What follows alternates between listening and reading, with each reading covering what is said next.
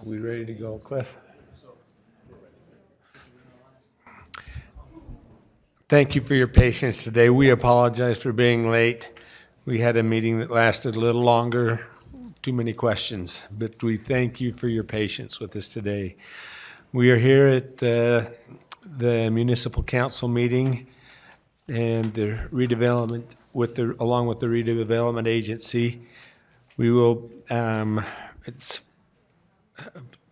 5:57, and we're in the Municipal Council chambers.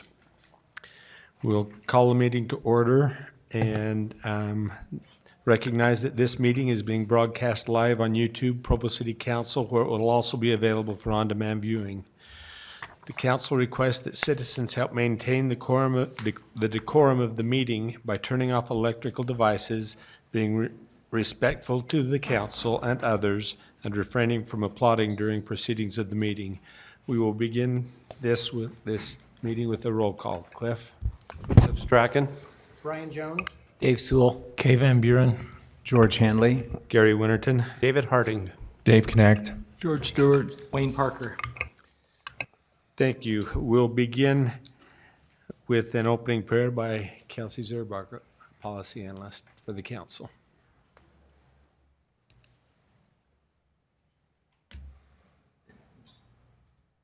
Our Father in heaven, we're so grateful that we can be gathered here tonight. We're so grateful for our city and for the time the council members and the administration spend into doing their best for the city. We're grateful for the citizens and those here in attendance tonight.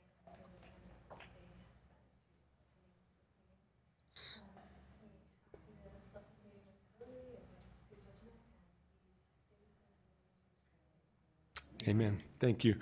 We appreciate Amanda Erkenbracket as our city recorder, and she will lead us in our pledge.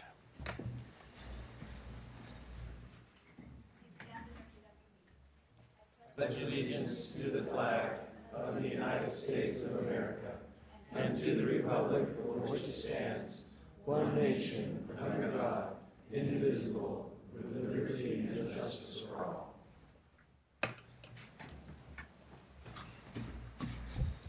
We now have a presentation of the March 2018 Employee of the Month.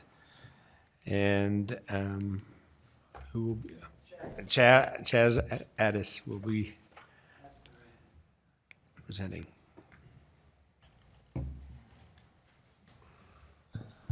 There we go. Hello, how are you all doing? My name is Chaz Addis. I'm the president of the Employees Association. And on behalf of the Employees Association, we'd like to recognize Kathy Smits as the Provo City Employee of the Month for March.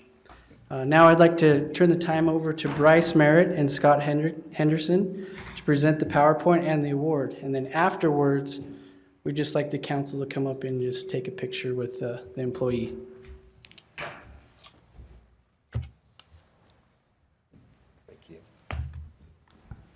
Recognizing Kathy Smits as Employee of the Month provides a rare opportunity to present someone that is respected in her field, maybe even more so than she's respected in her own workplace. And we love Kathy a lot.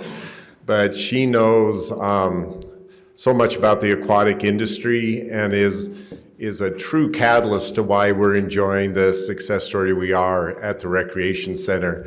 I'll turn it over to Bryce Merrill, Rec Center Manager this time, to introduce you to Kathy a little bit more in her career. And obviously, Kathy and your family, if you want to come up while the introduction is happening, that would make me really happy.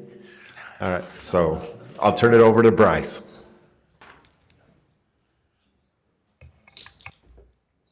While Kathy's making her way up, I just want to highlight a couple of wonderful things that Kathy has done for the Recreation Center and for our city while she's been with us. Kathy's been our aquatic supervisor in her 9 years with us, and one of the hallmarks of her work with Provo City has been her innovative programming. Sometimes programming a pool can seem like it's reduced to nothing more than swim lessons and swim teams, but Kathy has taken that challenge head on and introduced some of our most popular events. Perhaps the most photogenic is the puppy paddle pool party that we've hosted multiple times now at the facility at the end of the swimming season. So no worries, it's after the humans are done for the year. But we have hundreds, I think 900 dogs this last year that enjoyed the facility for an afternoon. She's increased our Piranhas swim team from a very small summer-only swim club into a program that is feeding hundreds of athletes into the sport of competitive and recreational swim teams. She's had multiple Olympic athletes every year come as part of the Utah Swim Convention to help our local athletes see that next level of skill and development and commitment to the sport. In addition to the programming that she does for our residents, Kathy's, in my opinion, best achievements come in the programs that she creates for our employees. We have up to 150 lifeguards at a time at the facility, and managing a staff that size, keeping them motivated and helping them feel engaged and feel a part of the mission of the recreation center. And the city can be a challenge, but she's taken that on, found ways to incentivize them through small daily trainings, through fun games. You can see down here below their most recent incentive program was based off of the Mario Party theme. She's done a Hogwarts theme and really found ways to connect with these high school and college students to make sure that they're doing a great job. You can see some of her staff here and some of the quotes about the work Kathy's done, and I would just echo their sentiments that Kathy is a fantastic supervisor, a fantastic employee, and a great asset to the city. So I'm happy that she's being recognized as our Employee of the Month for March. Come on up.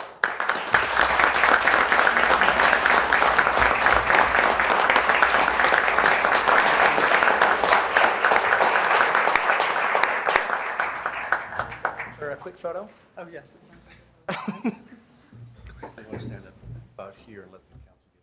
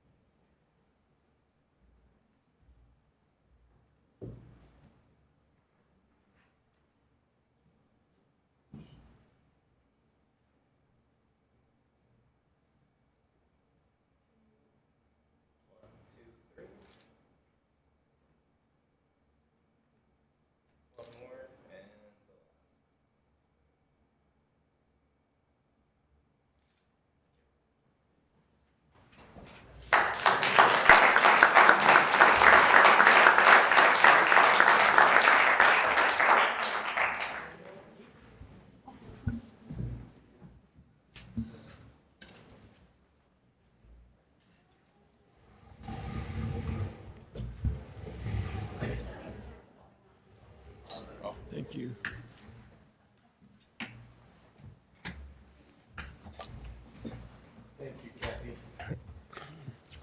And your family. Thank you for all you do for us. We'll now move into the public comment portion of the meeting. As indicated on the screen, a required public hearing will be held for certain agenda items prior to the council action. After each such item has been presented, time to comment will be provided for all those who wish to speak. For the items that do not require a public hearing, public comment will be still taken following the presentation of an item, but will be limited to 10 minutes. At this time, 50 minutes have been set aside for an open public comment period, which is intended to allow comments on matters that do not appear on the agenda. Persons who speak during this time to an item that is on the agenda will not normally be afforded a second opportunity to speak during the comment period specific to that item. During any public comment period, each speaker will generally be limited to 2 minutes. Additional time may be given to individuals specifically invited to speak, such as applicants, neighborhood chairs, or others that may be representing additional persons. Please begin your comments with your name and state your city of residence. Due to noticing requirements, no formal action will be taken in this meeting on matters that do not appear on the agenda. Those with comments, or feel free to come forward now at this time.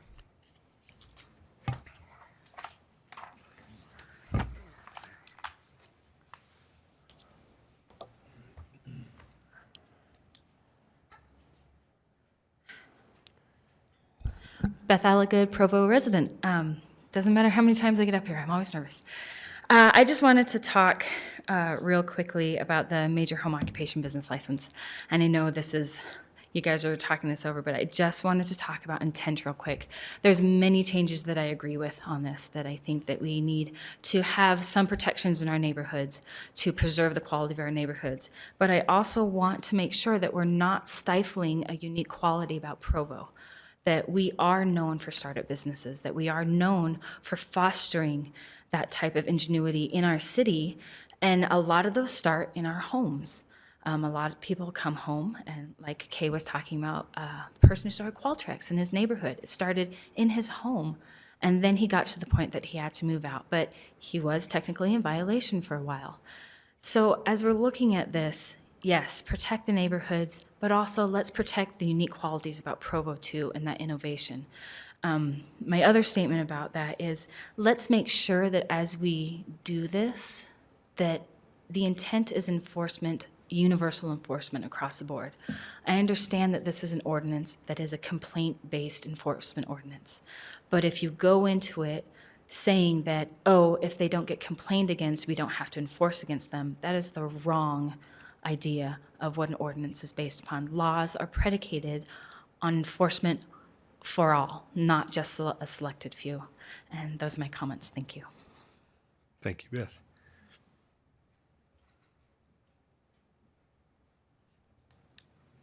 Okay, not seeing anyone else coming forward, we will close this portion of our meeting, and we will move to the consent item. Before proceeding to the action agenda, we will handle the consent agenda. The consent agenda is limited to quickly handle additional items that may not require further discussion because they are routine or have been fully vetted in other meetings. Item number 2 is one of those items, an ordinance amending Provo City Code regarding the recodification of Provo City Code. Are there any council members that wish to remove this from the consent agenda? Seeing none, I'll call for a vote. Those in favor? That passes unanimously. We will now move to item number 3, a resolution ratifying the mayor's signature on a First Amendment to the Fifth Amendment Interlocal Corporation Agreement between Provo City and Utah County relating to the ice sheet authority. Ryan Jones. Thank you, Mr. Chair. As the council's aware, a little bit over 12 months ago, the Utah County sent to the city a notice of termination of the Fifth Amended Interlocal Cooperation Agreement that is the governing document for the ice sheet.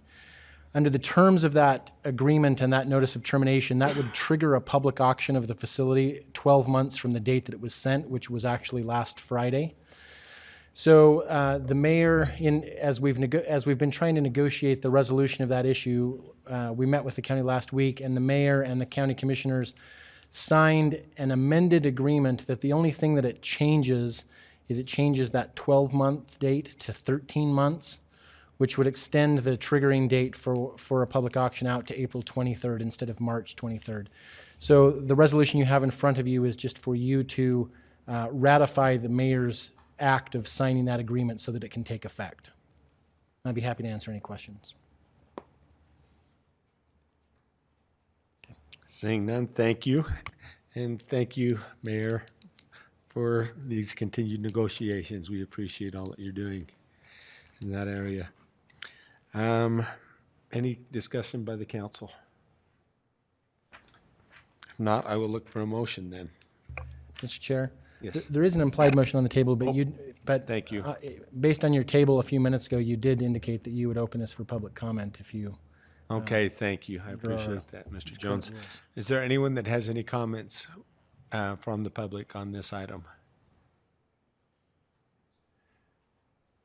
Okay, thank you very much. At this point then, we will, we have an implied motion. Those in favor? That passes unanimously. Thank you. We'll now move to item number 4, an ordinance granting Zayo Group LLC, a non-exclusive franchise to operate a telecommunications network in Provo City.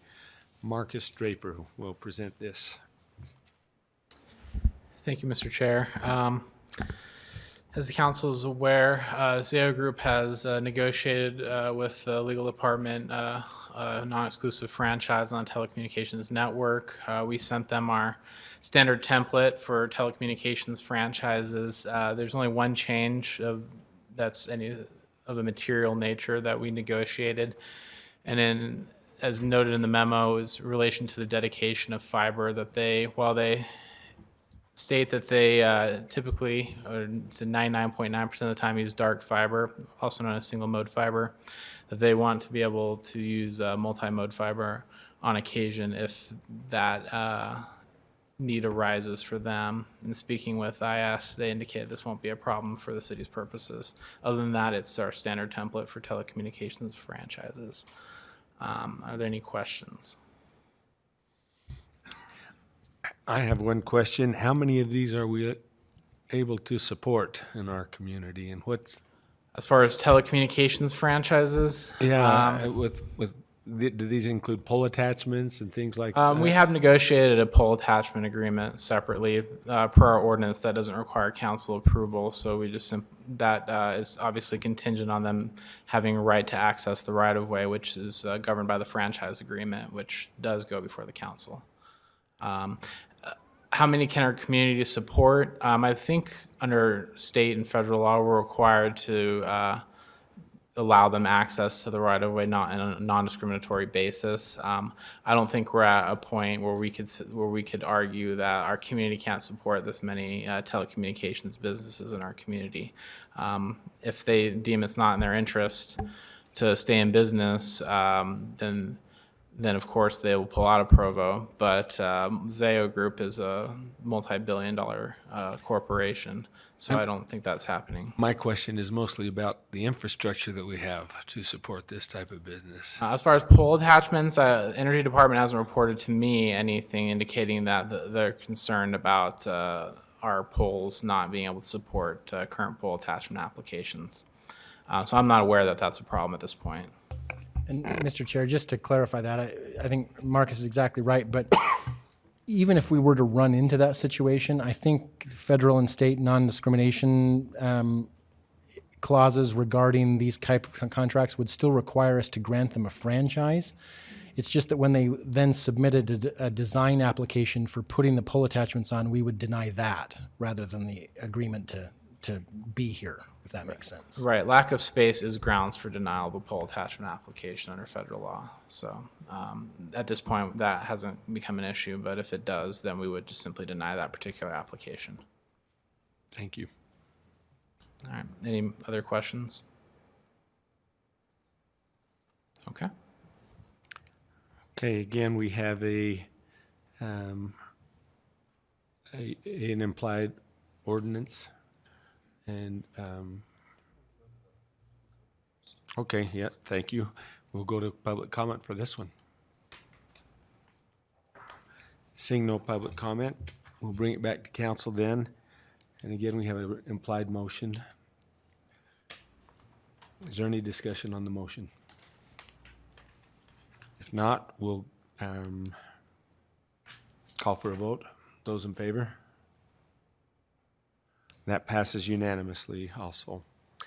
Now we will go to a resolution appropriating $178,620 in the Fire Department General Fund for the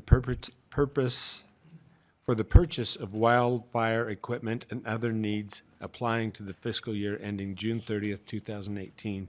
And Chief Miguel will present. Good evening, Chair Winterton, members of the council. I appreciate the opportunity to be here this evening. As you are aware, in 2017, Provo Fire and Rescue became played a very active role in the Western States wildfire program. During the second half of the year, we were in southern Utah a couple of times, Idaho, Montana twice, Oregon, and California 3 times for some of the most devastating wildfires that have hit the United States.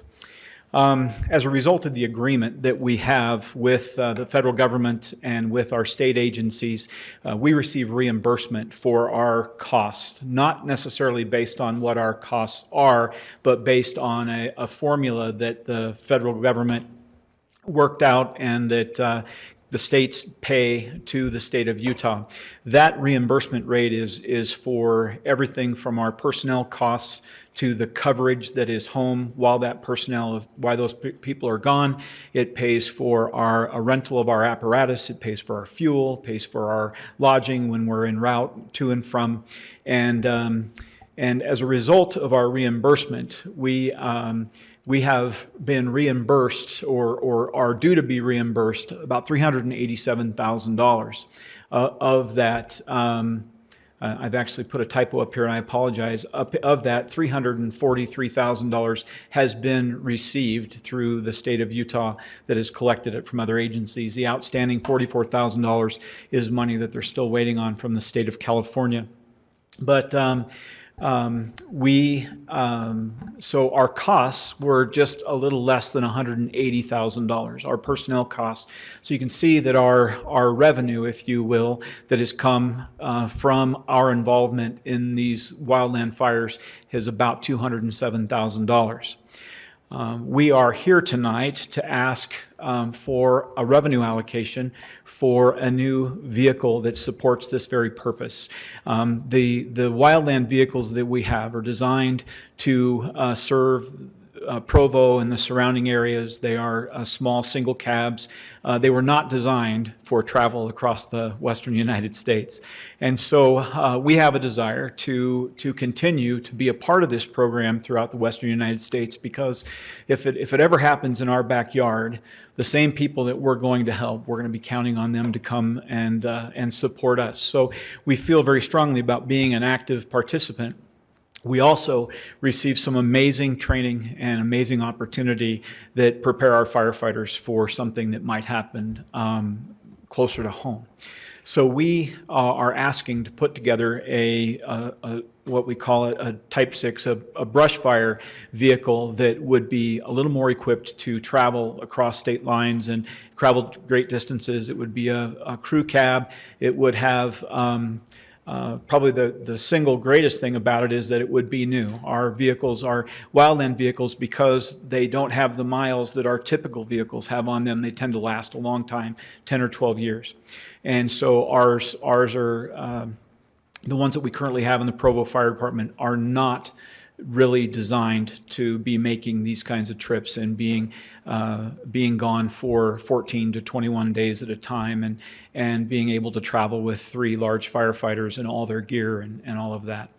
So we are asking that of this revenue that the revenue that has come from our involvement in this, that we are able to purchase a new wildland vehicle. The vehicle, we need the chassis, the bed, and then what we call a skid. It's all the pump equipment and all that stuff that goes into that. And we've estimated that the cost of that, along with the equipment, the cost of that is $136,000.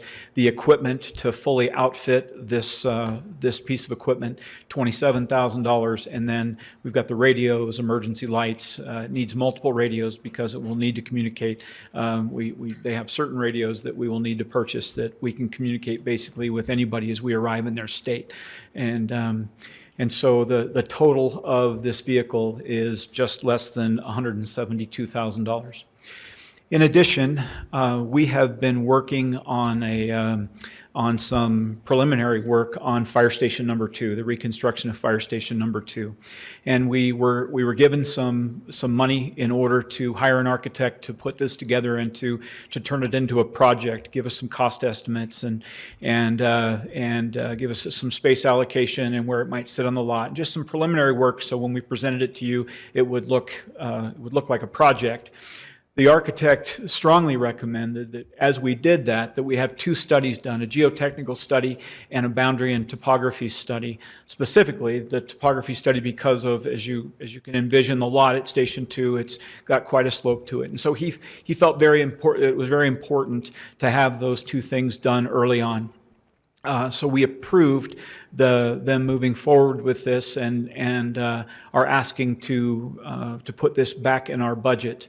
And the total cost of that is $6,820. So we're asking for an allocation of $178,620, and that leaves nearly $29,000 in revenue that as of now would go back to the general fund.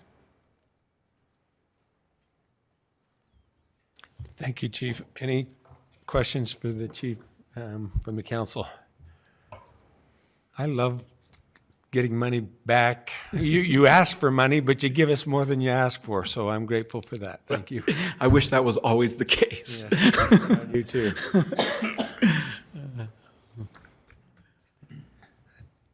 Thank you, Chief. This is open for public comment. Is there any here in the public that would like to address this? If not, then we'll bring it back to council for any further discussion. Mr. Harding. Let me thank the chief again for a very well-run department, and thank all of our firefighters for the excellent service and the value that they give to the citizens of Provo. Imagine, I've already lost the numbers, but the amount, the value, the amount of firefighting services that we pay, $150,000 for, out kind of on the open market, for the reimbursement rate based on the average expenses that people around the region pay is more than twice that. And I think that's just a reflection of just what a great value we're getting out of our fire service. And I think that's in part because of such a well-run department, and also is a reflection on how much we pay our civil servants.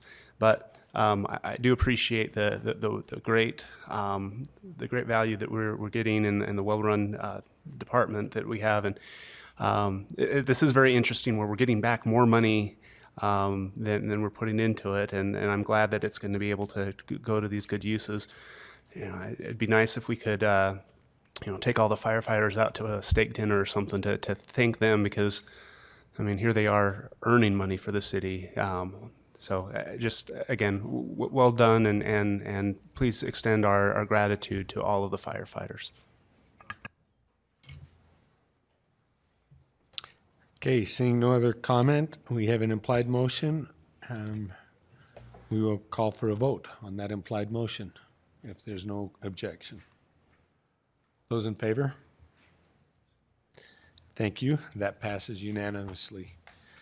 We'll move to item number 6, a resolution amending the general plan use map designation for property generally located at 490 South State Street from commercial to residential in the Maeser Neighborhood. This will be presented by Dustin Wright. Thank you.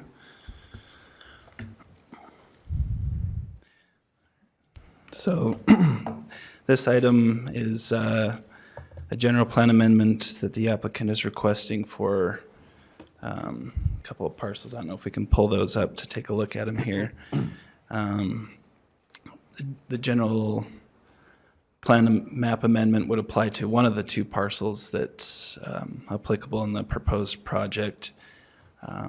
It's currently designated in the general plan map as residential, as commercial, and the applicant is requesting that change to residential. Okay, there we go. So it's this property here in red is the parcel that would be changed. The adjacent parcel to the north is also part of the proposed project that the applicant has, but it's already designated in the general plan as residential, so that parcel won't need a change. Moving on to the zoning request that the applicant has. Did you want me to talk about both the rezone and the... You know what? I think that probably be a good idea. Okay. But we haven't read it in yet, so you... I'm just wondering, are we voting first on the rezoning and then the other related questions? On the general plan, the vote would be, you can talk about and have the public discussion about both items at the same time, but the vote will be on the general plan amendment first and then on the rezone second.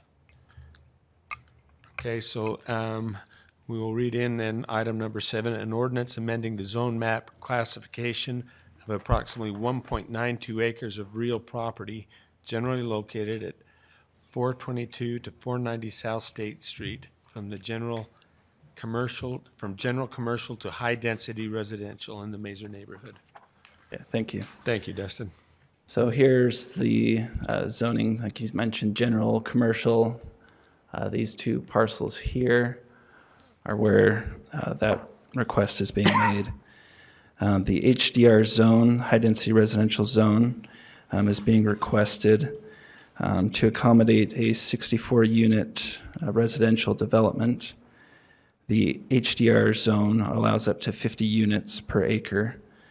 The proposed density of the project the applicant has is 34 units per acre, so well under the HDR maximum.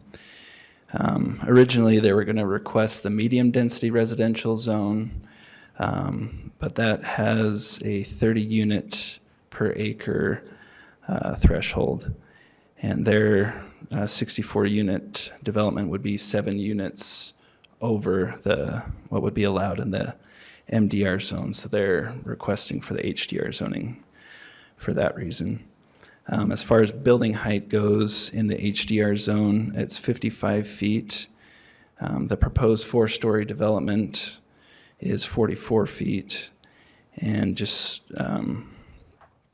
for understanding of the MDR zone, that would allow up to 45 feet. So that would fit there. It was just the units per acre requirement that it didn't meet. If the property's rezoned to the HDR zone without some type of development agreement restricting the building height or the unit count, a taller development could then come forward in the future that was taller and had more units.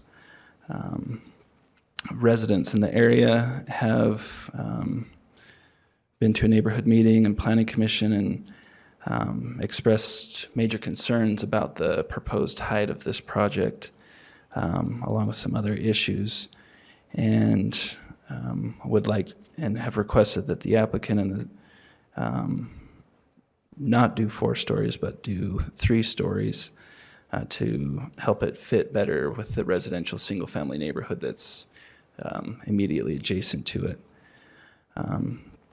So the Planning Commission ended up recommending approval if some type of development agreement were proffered that would restrict the building height to 3 stories.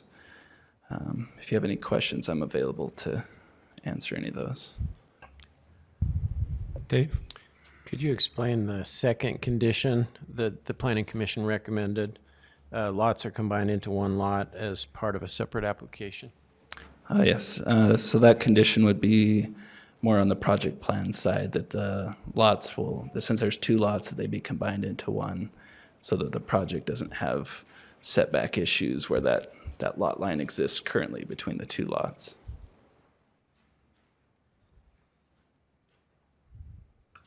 So I'm wondering, does the property development agreement prevent the possibility of the building being built higher at a later point? Or, I mean, if it's rezoned as HDR, they would have another 10 feet to grow unless the property development agreement would permanently prevent that. And I don't understand if that's possible or not. Yeah, I believe that if a development agreement were entered into, that would run with the land for any future property owners but Mr. Jones. And I mean, before you answer the question, I mean, the question is also the same for if the agreement were for 3 stories because it's as HDR, or if it were MDR. If it's MDR, there's a 45-foot limit. What was the limit on MDR again? 45 feet. 45, so it wouldn't go any higher anyway, right? Couldn't go any higher. Right, yeah. With regard to development agreements, although historically there are a number of development agreements that the city's entered into that purport to run with the land. We've tried to get away from doing that, and generally speaking, our template actually expires, is written so that the agreement expires with the issuance of the certificate of occupancy. So it's to the degree that we're trying to get them to be bound to build what they say they're going to build, the agreement usually actually expires once it's built. However, that's not to say that we couldn't change that in one case or another, or have an agreement that ran longer. There are some problems with that from a logistical standpoint about whether that really does what you want it to, because we have trouble keeping track of those agreements for forever.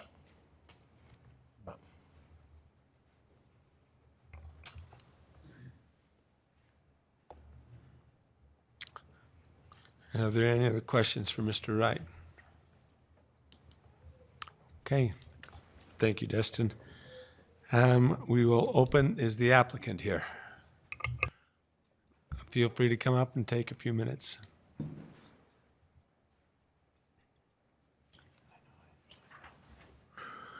My name is Tim Sof. I'm with Think Architecture. The address is 5151 South, 900 East in Salt Lake City, and I'm pleased to be here. May I just start by just a short statement. Our unique to this piece of property when we began, oh gosh, more than 2 years ago, was to let your ordinance decide what zone we wanted to go for, thinking that if we could meet your ordinance, then the zone would become very clear. But even before that, we started with a market study. He's a very good friend of mine. His name is Jeff Neese with Western States Consulting. And as he did his market study, he came back and basically said, there's no question. The greatest need in the Provo downtown area is for married student housing. You've got a perfect piece of land for it. The only question is, can you meet the ordinance that governs that? So our premise was, with a market study that supported what we wanted to do, could we meet the ordinance itself? Dustin talked about height. We talked about density. We talked about parking was one of the issues. All elements of this program, there are standards for. The open space, the recreational amenities, the parking, building height, materials. You have a DRC or a CRC or both that kind of govern the architectural design and materials. Those are submitted along the way. And I find it to be a very complete process in meeting with the various groups. But early on, we went to the neighborhood meeting as part of the requirement. What I learned in that neighborhood meeting is it wasn't so much, in fact, they were very complimentary about the architecture. It was, does it fit into the neighborhood? Nobody just described a problem with the need. The need is demonstrated, but does it fit into the neighborhood? And with that, maybe I could show you just a few slides here as we go forward. There's the site right there with the two lots combined. If I get the pointer, where is the pointer? Right there. There's the house that exists right there. But could I get you to pay attention to this? If you look at the acute angle created with Fifth South and State Street, if you could just trace this line right through there, parallel to State Street, it's about 100 feet deep. In our opinion, in looking at this, the most impacting thing on the site in this area is State Street. The effects of noise, traffic, and sound right along there is the State Street corridor. We tried to arrange our buildings, I'll go on, so that we created a block for State Street in here.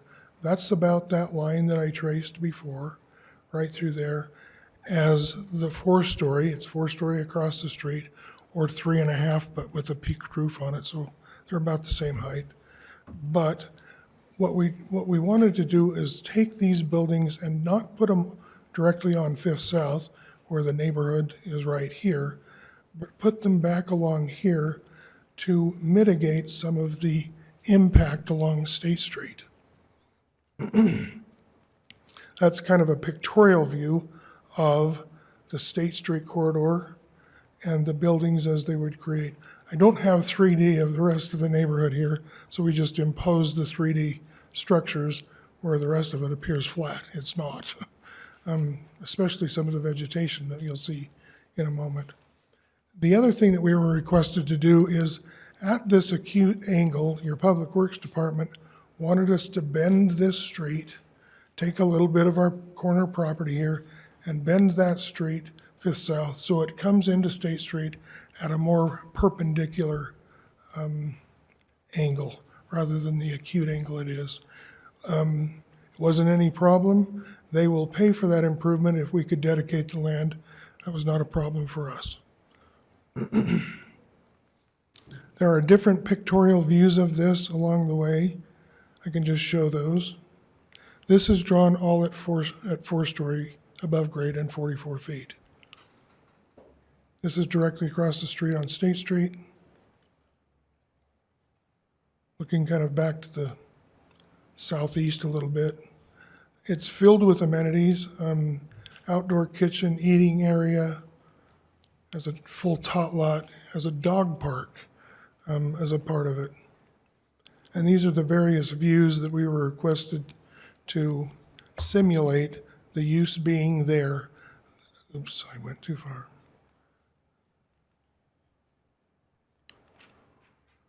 There are 8 units per level.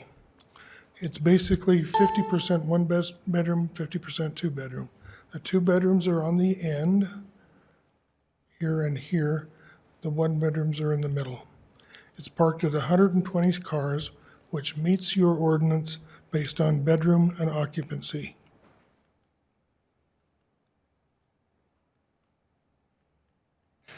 Maybe I've messed it up. I don't know. There's the landscape plan. A lot has been said about traffic. Down Fifth South, with traffic estimated some going west, it may change an intersection down here from an A level of service to a B, but that's the definition of level of service A and B. Where I'm from, if you can get to an A or a B, don't change a thing, because many intersections don't function that well.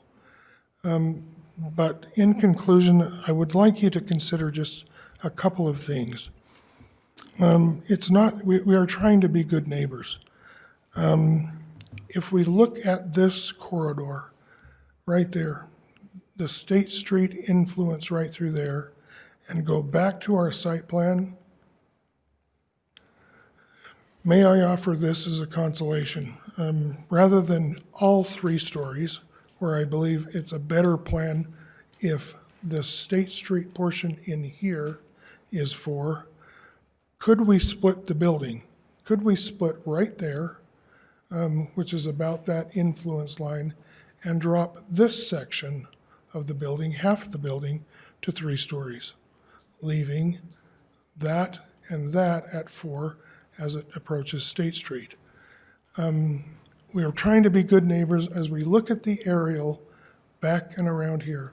That's a wood shop building right on the property line there.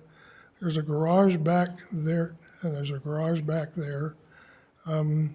So we're not really impacting, and then we set our building back the width of this tot lot in here, and then we drop that half of the building to 3 stories, leaving the State Street portion at 4 and this building at 4, which kind of matches across the street massing. Now across the street, those were done some years ago. We called them 3.5-story buildings then. because they're a half level in. ASTO doesn't, or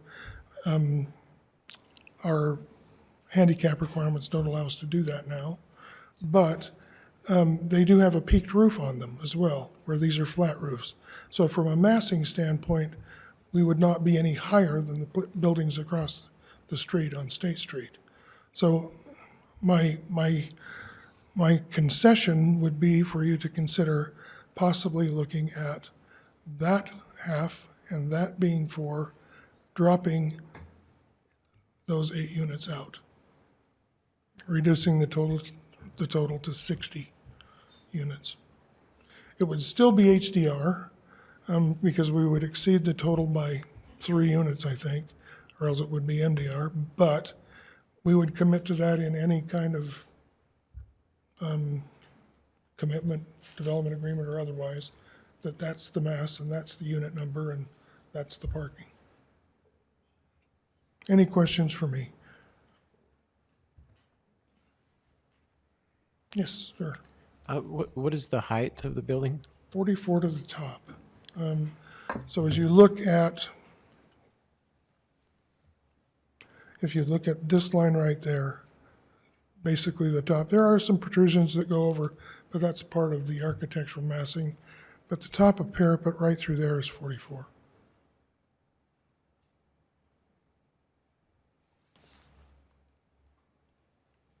Yes, sir.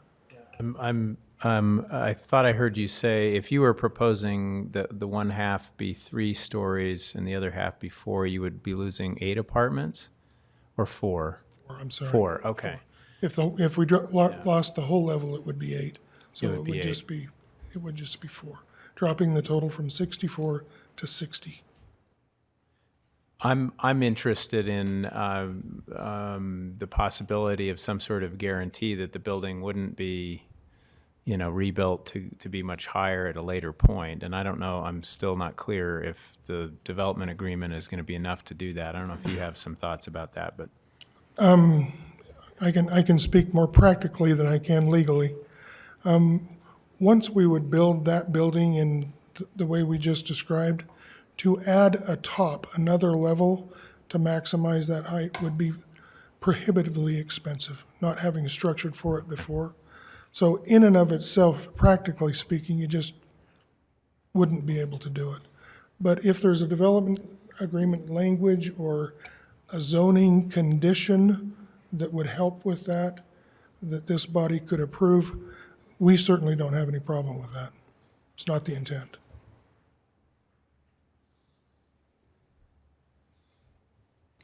Dave?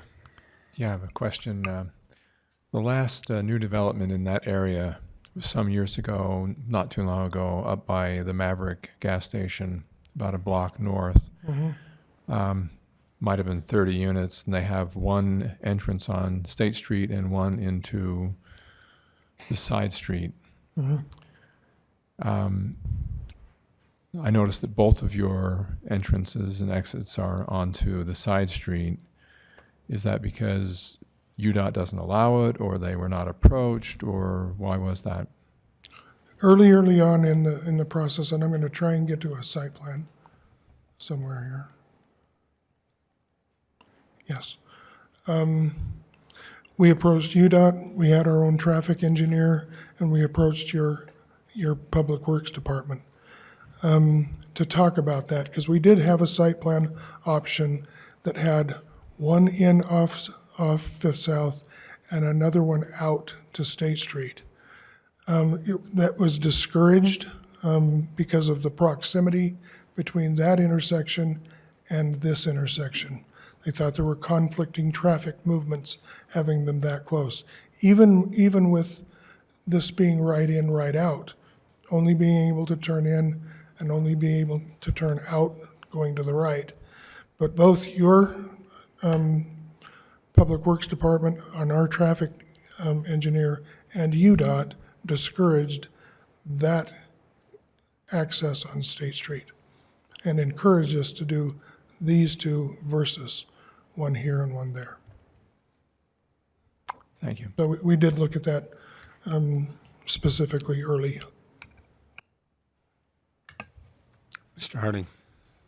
I'm looking across the street. I'm on Google Street View right now, just because that's the best tool that I have. But the ones across the street, I would describe as 2.5 stories with no peaked roofs. So I guess I don't understand, you know. Try and go back, David. As I understand it, that building right there, directly across the street, I believe is, and you can't show that on the screen, can you? We'd have to pull up Google Maps and then go sideways on it. The one north of that is 3 stories, but half of it's Okay, half basement. okay. With a peaked roof? Yes, okay. And that peaked roof is pretty minimal. It's not a steep peak, and again, it's a half story in the ground, 2 stories above ground, and then a minimally Right. peaked roof, and then the U-shaped one just north of that, again, half in, 2 stories up, and pretty much a flat roof on that one. On this one right here? Yes. Yeah. So as far as matching scaling and massing, your development would stand out. And I don't think that's necessarily a bad thing on State Street. I'll leave it at that for now. I think the most impacting part of that frontage is the aspect of State Street, its noise and intensity, really. I think this may help to shield some of that intensity as it goes to the west.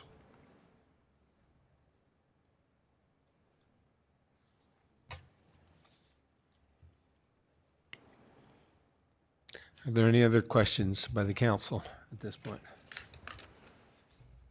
Okay, thank you very much. We will open this up to the neighborhood chair if they're here.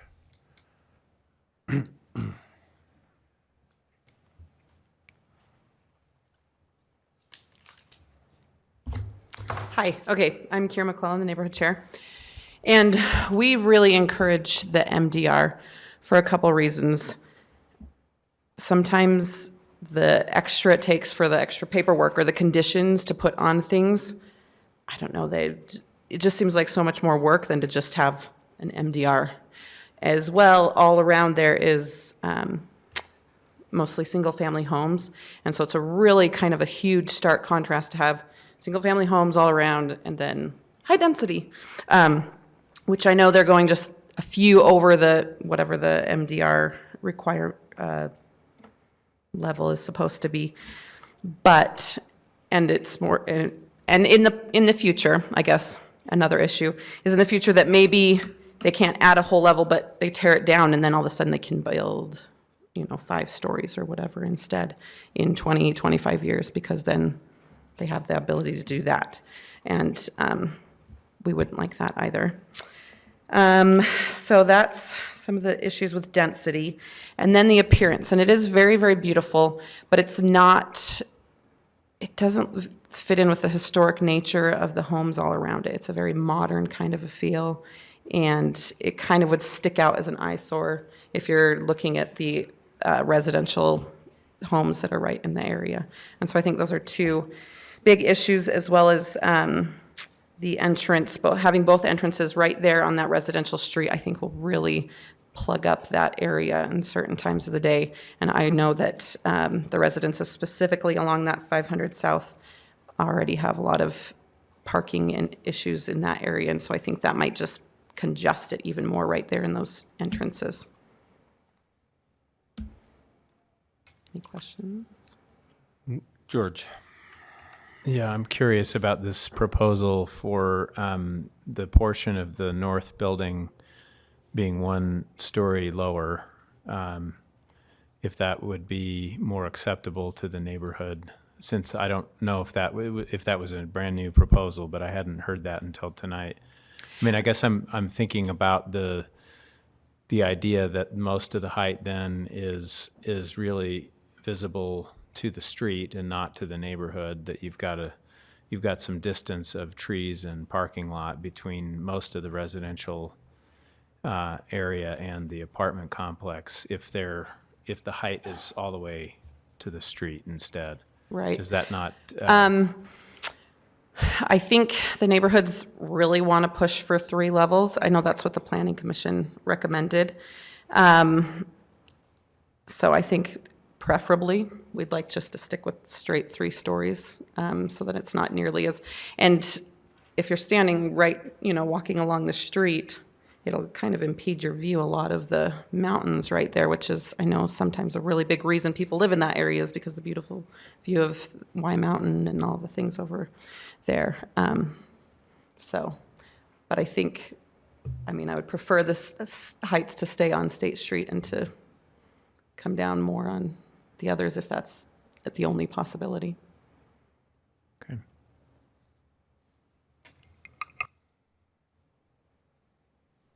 Okay, any other questions? Dave, did you?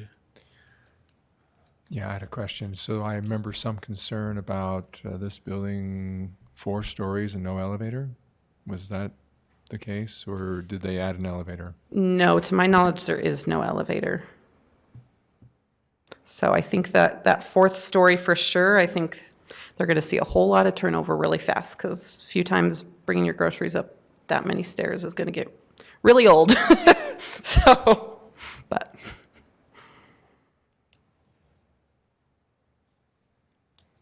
Okay. Thank you very much. We will open this for public comment.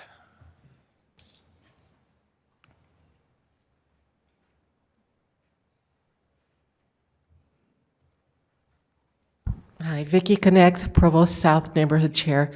I just wanted to ask, how far back is the setback on that? Uh-huh. 15 feet, because looking at the building across, the apartments across the street, it has a really nice, pretty setback, and you don't feel so intrusive.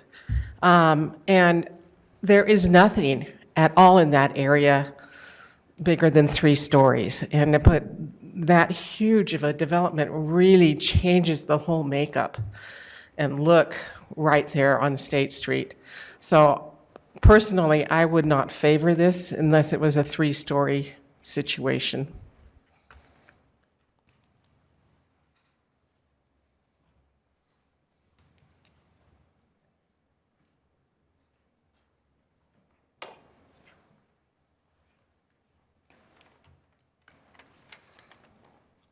Wayne McDonald. I live across the street at 690 East, 5th South.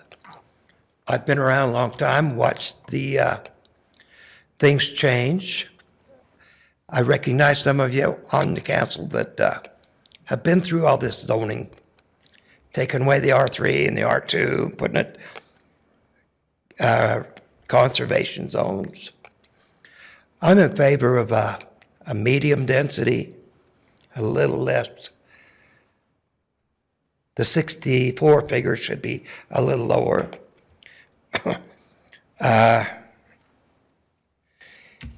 And so another question I have is, when they had that Project 2000, they put this little teeny lot, 50 wide by 200 feet deep, into the commercial.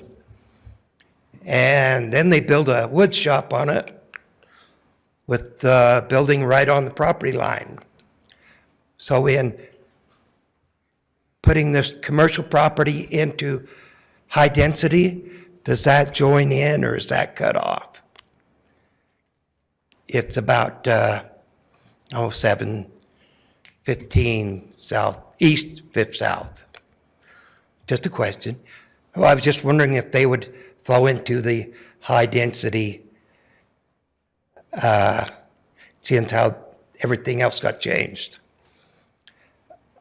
Also, I had lots of thoughts before I come up. There are a lot of big lots in this area, and it's in the conservation zone. And so to go before the down here and ask for something else, all they tell you is all you can do is what's there. So if you got a little 900 square foot home, that's all you can put back on that lot. I've been told that just a while back. And so I'm watching this very close, you know. I hope you guys make some good decisions on what you want on that corner, because like the neighborhood chair says, this is high density going into single family. It's not a good blend. Thank you. Appreciate that. Thank you. Okay, thanks.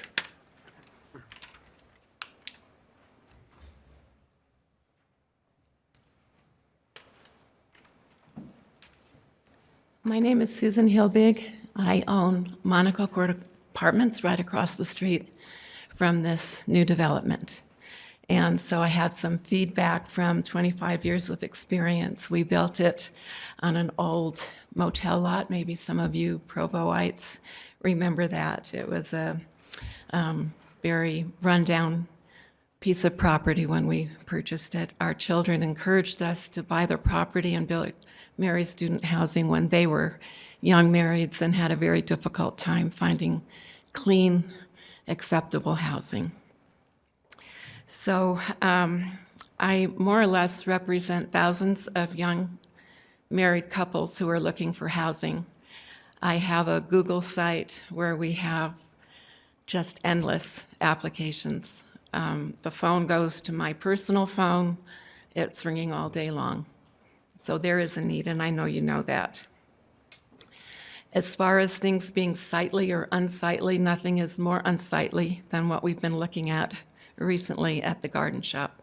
When we moved there 25 years ago, it was beautiful in the summertime with all the flowers. We're very good friends with the Strattons and always have been. As far as high density is concerned, back then they allowed us to put 48 apartments on 0.89 acres. And the impact we have made as far as traffic is concerned is very low. I have an apartment there. I'm not there full time, but students don't come and go to check in at 9 o'clock and check out at 5 o'clock. Their classes are all day long, and they come and go all day long. And so, you know, I have never been in a long line exiting our parking lot. It's just one or two at a time. And we encourage them to be very, very safe and very careful in exiting and entering. And so I mean, State Street is a busy street, but nobody has to wait for 5 minutes to get onto the street. It's not that bad. The traffic is really not that bad at any time of the day. And I think it's because of the street lights on both sides. They're very well timed, I think. Thank you. Okay.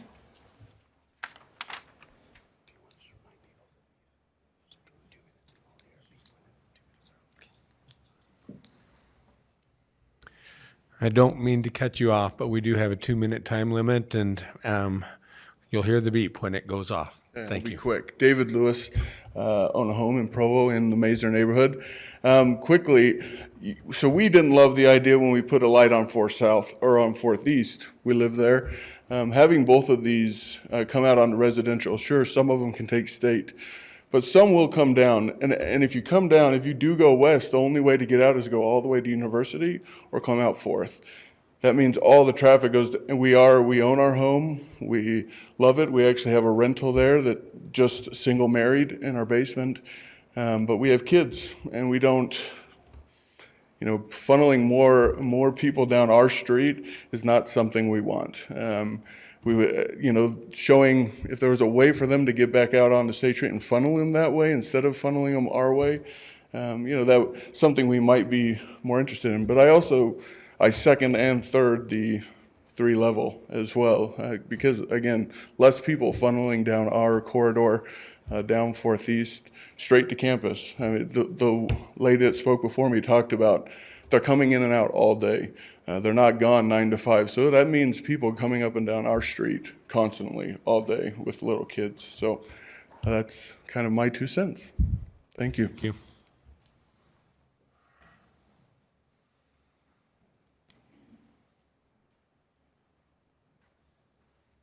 Thanks to all those who have commented so far. I'm very much with the gentleman that just went previously. I live on 500 South, right on the corner of 400 East, and I'm not opposed to this at all. I think that it's nice, and I think that it's needed to some extent. The traffic that does go through the 500 South, just in front of my house, I'm in those townhomes, if you know where that is, right on the corner of 400 East and 500 South. And we've had 2 accidents there where the yield signs are just this past summer. And so with taking into consideration, no matter what, if this is going to be a 120 car lot, we're going to get traffic there. Maybe not students going up to campus necessarily, but definitely people going to Home Depot or going down to university. So we might just need to rethink how we have traffic flowing, maybe with some stop signs or just something of the like. So just something to keep in mind as we're making the decision. Thanks. Thank you.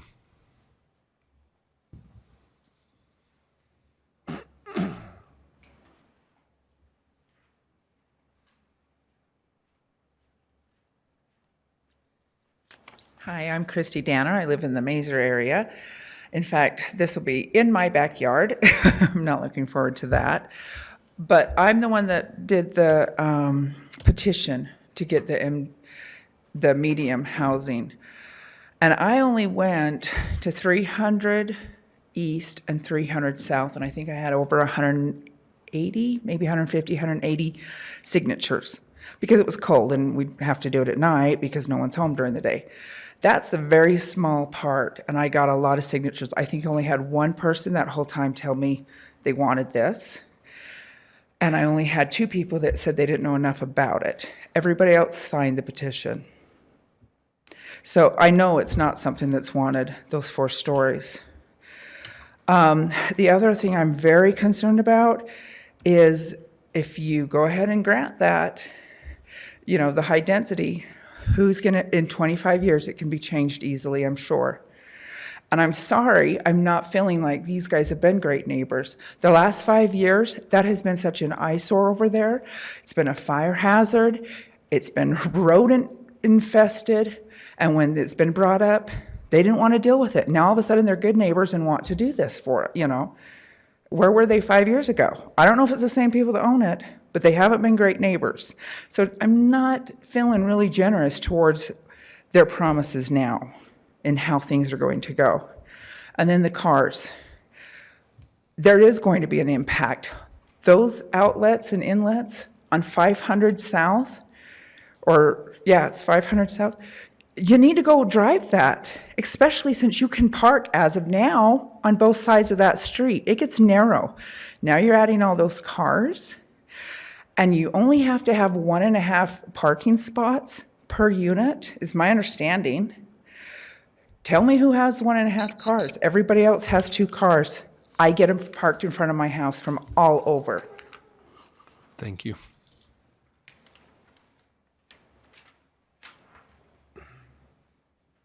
My name is Daniel Aparicio. I live in 461 South 600 East, and I live just 4 lots behind what this project would be located. I would live under a permanent shade behind the building. I sincerely believe that the project itself is completely out of context. The artistical representations are beautiful, but reality is different. I favor the medium density. I think traffic is difficult now. It'll be in the future even worse if this 4-level project is approved. If you drive around, you can see the developments, the buildings, the housing, the 3-level housing that is across the street, how much of those students takes the area for the parkings of the homeowners of the area. If it's a problem now, it'll be even worse in the future. Thank you.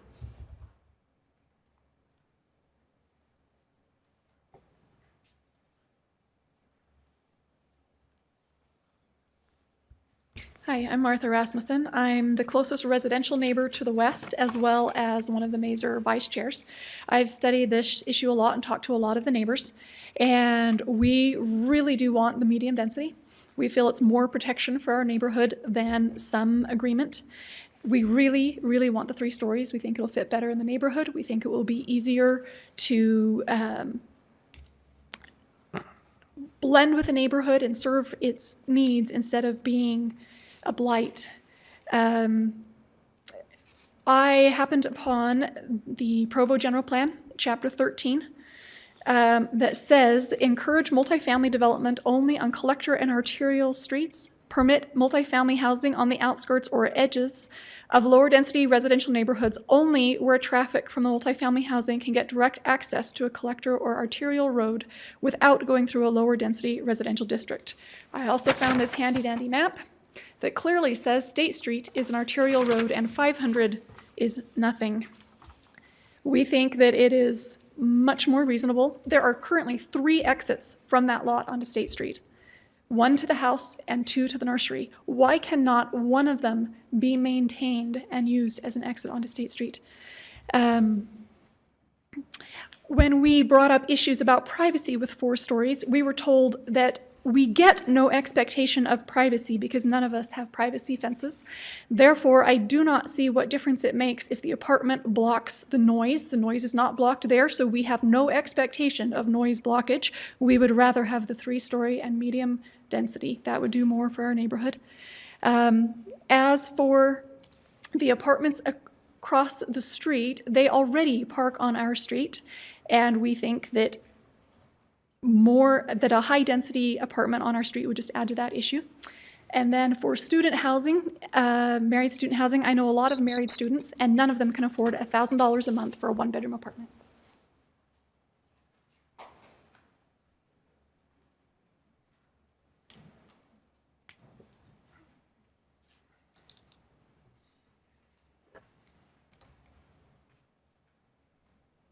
Good evening, Council. My name is Paul Hilbig, 485 South State Street. I don't have any vested interest in this project whatsoever. I'm here in town visiting from Idaho, visiting my mom who owns Monaco Court apartments across the street.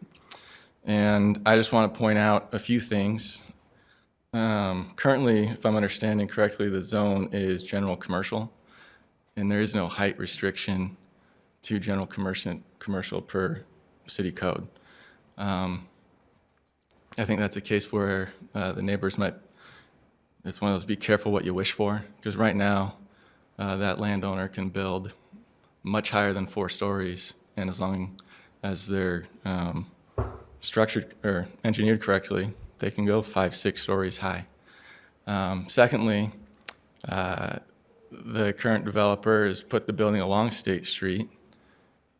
I have a feeling if it gets pushed to medium density, he'd move it away from State Street and get the distance for his own residents away from State Street, away from that noise, and create him a little buffer for himself to do so.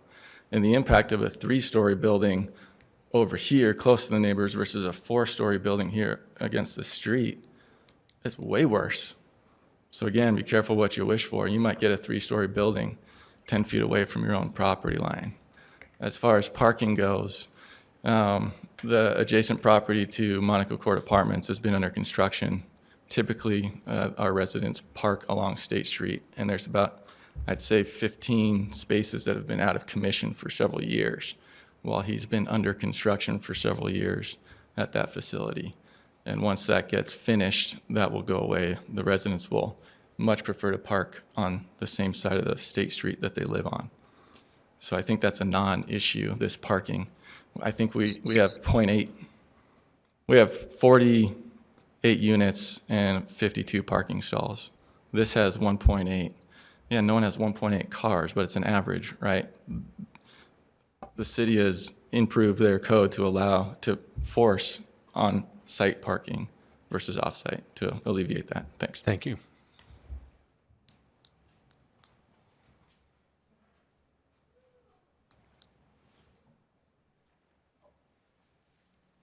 Council, I'm Brenda Brown. I live at 608 East, 500 South. we happen to have a corner lot, and the impact of traffic for this particular project, it's hard enough to get out of my driveway now with the 4 ways, let alone increase of traffic. I really would stress at least the 3-story. It is a better buffer for the neighborhood, who has always been single-family, single-level dwelling houses. Thank you.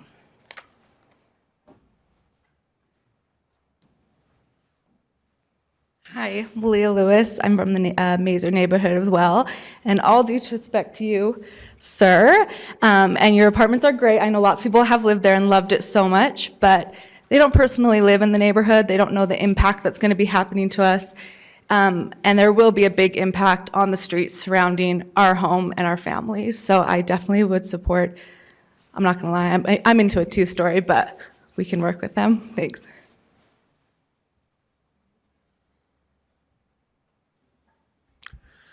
Okay, if there's no others, we will bring it back to the council for some council discussion. Is there any comments from the council? Given the surrounding neighborhood, I'm surprised you're not asking for low density. Maybe it's because it was high density, so medium density is a compromise, but I think low density would be more comparable to the neighborhood than medium density personally. So I'm certainly not going to vote for high density.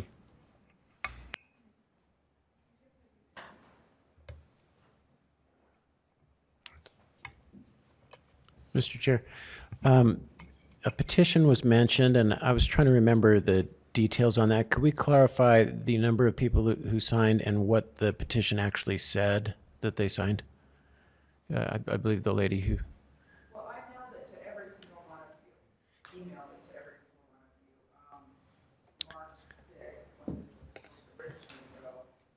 And so I didn't actually bring you a copy with Okay. me, but you still have it. I did see it. I'm just a little fuzzy on the wording. Yeah. Tell me the ad. What was it? Was it under your name? I can't remember. It would have been Christy Danner. Danner? D-A-N-N-E-R.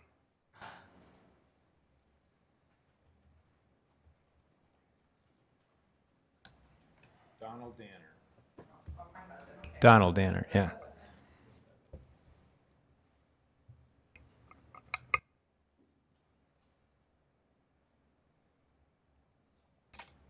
Yeah, I think part of the problem was the delay. The emails came. We got a lot of emails back a while back, so I do remember getting it. But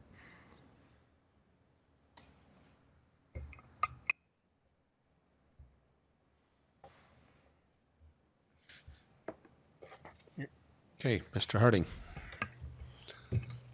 Oh, if no one else is going to go, I have a few thoughts. Actually, I have to make a little table here. So the original proposal was for 2 buildings, both 4 stories and an HDR zone. Today we've heard a compromise, which would be 1 building at 4, the other building at 4 and 3 with HDR.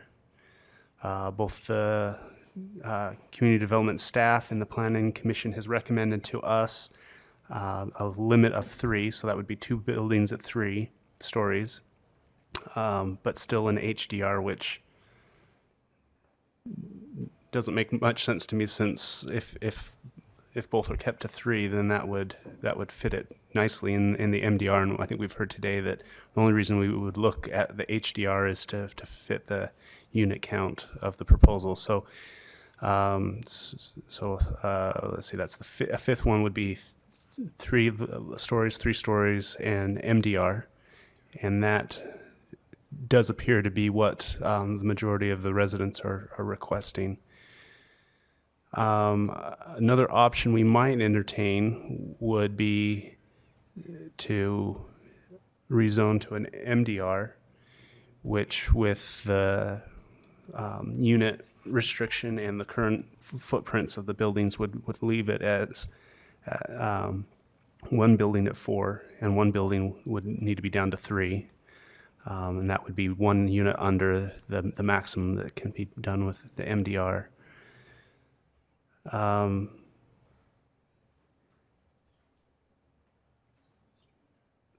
So anyway, so those are just a few of the options that we might have based on different proposals and different recommendations that we have so far. The things that I'm looking at is that our city, along with the whole region, is facing a significant affordable housing crunch. And this is affecting people really up and down the socioeconomic spectrum. And we struggle in Provo having the types of housing that many people are looking for. And so when married students can't find housing that really fits what they're looking for, they have to go out and compete for homes that may be better suited for a small starting family. And they have to compete for those, driving up the prices for everyone. So for a couple of years now, I think the council has been grappling with this as it's been kind of a growing concern. We've talked about all sorts of demographic projections and how we're going to do this and how we're going to address this and how do we make Provo a place that our children can live in, and so it doesn't become so it can kind of continue to have its character that we've always had. And in many respects, this location is almost the poster child of what we've been talking about, a place for higher density housing, for a different housing type than we've traditionally had in our neighborhoods, because it is on the boundary of the neighborhood. It is on an arterial street. So there are many reasons why this proposal makes a lot of sense. And because of the concern that I have, and because if we're not willing to do it here, where are we going to be willing to do it? So to me, this would be very hard not to pass, not to grant. On the flip side is that in order to address these concerns, in order to start building housing that addresses this affordable housing crunch, we need to bring residents along. We need them to support our efforts. We need that support from the community to realize what's at stake, and I think we do that best by building quality projects that integrate well to the community, and that way people will point to the past project and say, I really like that. That really worked well. It's not what I'm used to, but hey, it has turned out really well, and we'll support this going forward. And so my concerns are how this project integrates into the neighborhood. I know it was suggested to them that they place that second house, I consider the first building up against State Street, and they were encouraged to put the second building back against the far property line and kind of use a parking lot as a buffer into the neighborhood. I think a parking lot is a good buffer for something that you don't want, something that you want to keep as far away from you as possible. But if we're building communities with neighbors, do we really want to say, I don't like you, I want you as far away from me as I can? I would much rather have an asphalt parking lot to be my neighbor than you as my neighbor. And so I think that's just indicative of putting something in there that's not compatible, and we're trying to buffer it with a parking lot. I would much rather see a housing type that fits in with the neighborhood, that integrates in the neighborhood, that people, they want to go out on their front porch and they see another front porch, they see they see their neighbors across the street rather than a parking lot. I have some married student apartments on my block, and it has been a great addition to my neighborhood, to my community. We have great people there. It's been a boon. That is a 13-unit project, though, so there's a scale difference between that and 64, and 64 has a much bigger potential to change the character than a 13-unit that I think fits in there. So I'm rambling around, so I'll try to wrap this up. But we have a lot of different options in front of us, from 2 4-story buildings, HDR, down to maybe 2 3-story buildings and MDR, and all kind of being recommended to us. I personally I feel that a 4-story fits if we're talking about right up against State Street.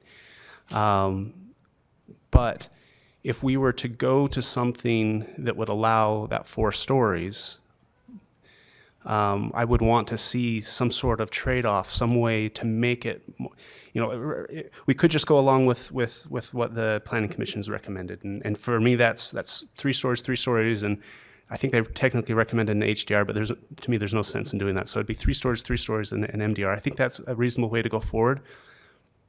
But I would be willing to trade off. Let's allow 4 stories up against State Street, and see if we can come up with a 3-story, maybe even 2-story design of that second building up on 5th South in a way that integrates with the neighborhood, that the neighbors would embrace, they'd like.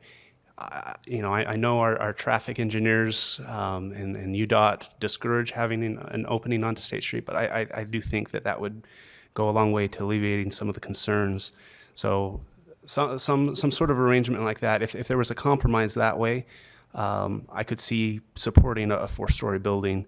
It would be MDR, but it would integrate more into the neighborhood. That's what I'd like to see. Otherwise, I think moving forward with the Planning Commission recommendation of capping it at 3 stories and MDR would be the way to go.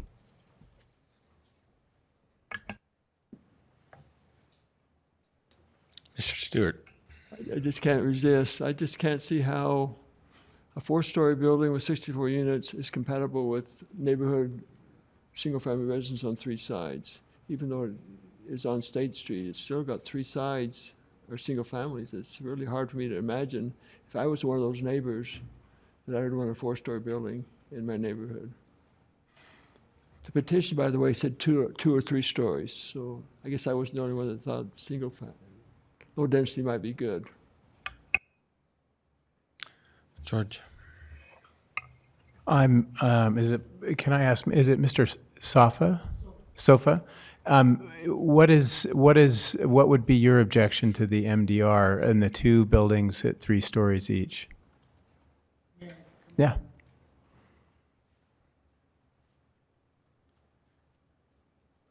I believe the overall massing, as David mentioned, if we were to stick with this concept, I think the 4-story building on State Street does wonders to help mitigate the effect of State Street in terms of its intensity and noise.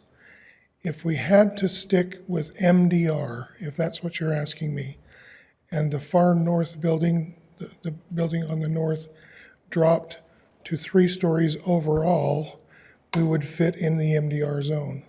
And yes, we would do that. My recommendation was half of it being 3 stories because the other half is more associated with State Street than it is with the neighborhood. So, but would we? Yes. So short of the question of shielding the neighborhood from the sounds of State Street, that's the only reason you would be opposed to moving from 4 stories to 3 on State Street? Yes, and the loss of 16 units versus 8. Okay. Thank you. May I point out one other item? As I mentioned when I started, we wanted to see how we matched up with your ordinance.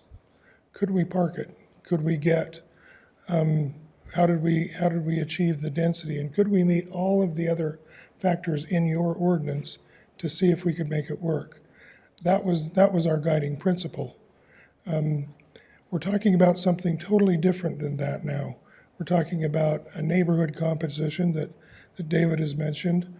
And that's the part, we had nothing to do with the nursery. We're just trying to be a good neighbor as to how we approach this renewal of that property.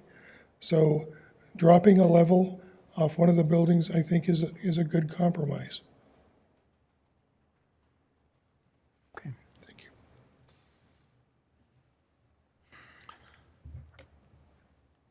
Okay, is there any other comments or questions for the council? Thank you. I have another, it's not directly for you, but I just, as, I don't know if Dustin can answer this question. I mean, what was the reason why the Planning Commission was recommending HDR while they were recommending 2 buildings of 3 stories? I think that's just because the applicant's request was originally for HDR. I don't think it would matter if it was MDR as long as it was the 3 stories is really the reason that they were, or the main reason was for 3 stories. The HDR, it wouldn't matter if it was MDR or HDR, it would still fit, so. Okay. I have a question. So, Dustin? I mean, we can talk numbers and density, but 3 stories is a height limitation, and they were focused on 3 stories. Why, as the height limit? The Planning Commission recommendation, because they listened to the neighborhood's concerns about the 4-story building height. And they agreed that it was too imposing, or? Correct. Okay, thank you.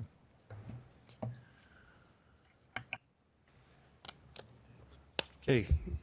I just have one question, and maybe you can answer this one too. The MDR won't give us any protection for a 3-story building. Well, so we'd still have to have a development agreement. Yeah, whether it's MDR or HDR, if you want to make sure that it's limited to 3 stories, there would have to be some type of development agreement that would restrict that to the 44 feet, I believe. Right, because and Mr. Sofa was just saying 4 stories on state, 3 stories to the north, and MDR. Right? Did I hear this? So that's his current compromise. But that would have to be agreed to I'm trying to avoid a development agreement. That's what I'm trying to do. But I see. That couldn't happen without that. That just affects the units per acre, right? Mr. Chair? Mr. Sewell. Just a clarification on that last exchange there. So my understanding is the current 4-story units are 44 feet tall. Is that right?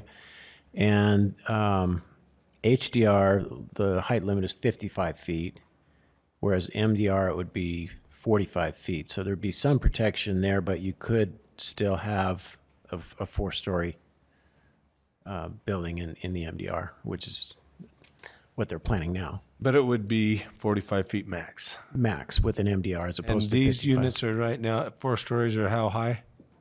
44, yeah.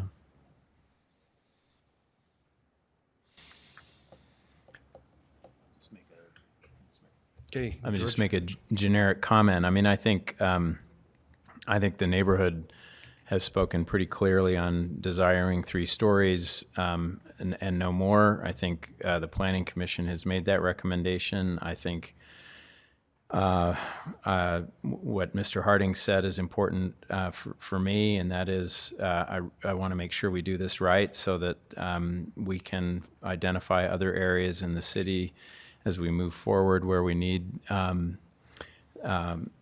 higher density housing in different areas, but we want to make sure that they're consistent with the neighborhood. I heard the neighborhood, not just today implicitly, but in emails and other contexts that I've had saying, yes, we support this as a residential rezoning. I think there's common ground there, actually quite a lot of common ground between both parties, that this is a desirable alternative to the commercial zone. It's certainly desirable to what's there presently.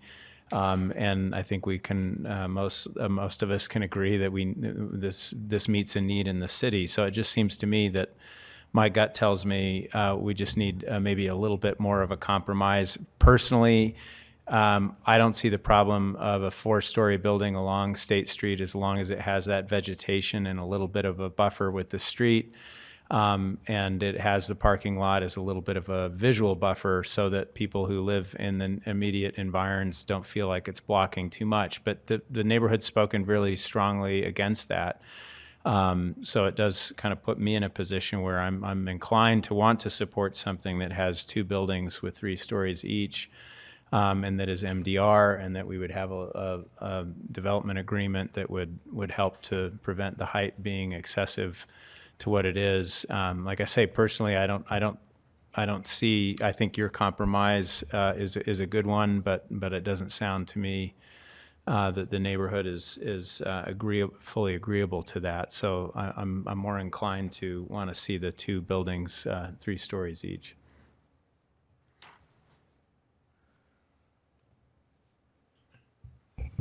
Dave? Thanks. So my preferences are no more than MDR and no more than 3 stories, and access, one access on the State Street would be my preference to try to alleviate the traffic that we will have.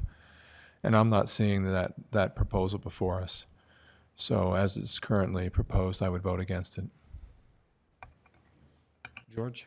I forgot to mention the access points. I'm not a traffic expert, but what we heard today, I thought was kind of persuasive earlier this afternoon about the risk of the multiple access points so close together on State Street. So I was, and the traffic study didn't seem to indicate, and I don't know. I mean, someone spoke tonight eloquently to this point of people needing to go to Home Depot or going west, but my sense is that the vast majority of the traffic would quickly exit out onto State Street rather than going elsewhere through the neighborhood. And maybe if there are fewer apartments, if we're looking at 2 buildings of 3 stories each instead of, so we have 48 units instead of 64, there's less traffic pressure as it is. So maybe it's doable without that extra access point, but I don't know. Well, perhaps, but I'm just looking for a real policy. Right now we have policy that says that it shouldn't go through the neighborhood and implies that we should try to connect it to the main collectors and arterials.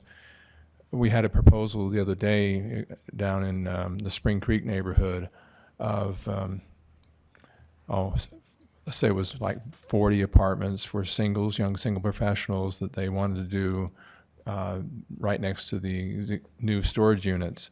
And they'll be accessing State Street. They're just going to use the access point that they already have. They don't need to get granted another one, so to speak. They will need a second access, and they're trying to negotiate that out onto a side street. But if UDOT has a policy of distance, I would like to see that in writing. If they just don't want to allow anything, if they can possibly deny it and will recommend against access points on that road, I would like to know that too.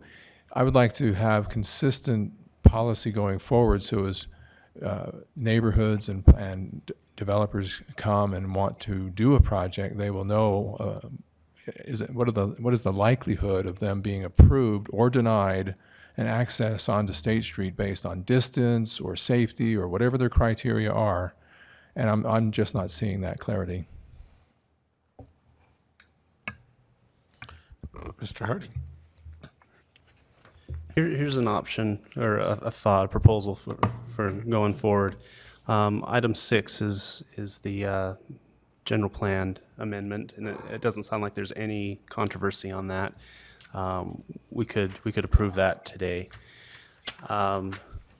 Obviously, number 7, item 7 on the actual rezone, there is quite a bit of discussion on this, and it's generally the idea that the council will hear items like this twice. So this is our first time to go over it. We've got 2 more weeks before, if even one of us, and I'll go ahead and say right now, I would be exercising the option to push this back another 2 weeks. So if we have 2 more weeks, that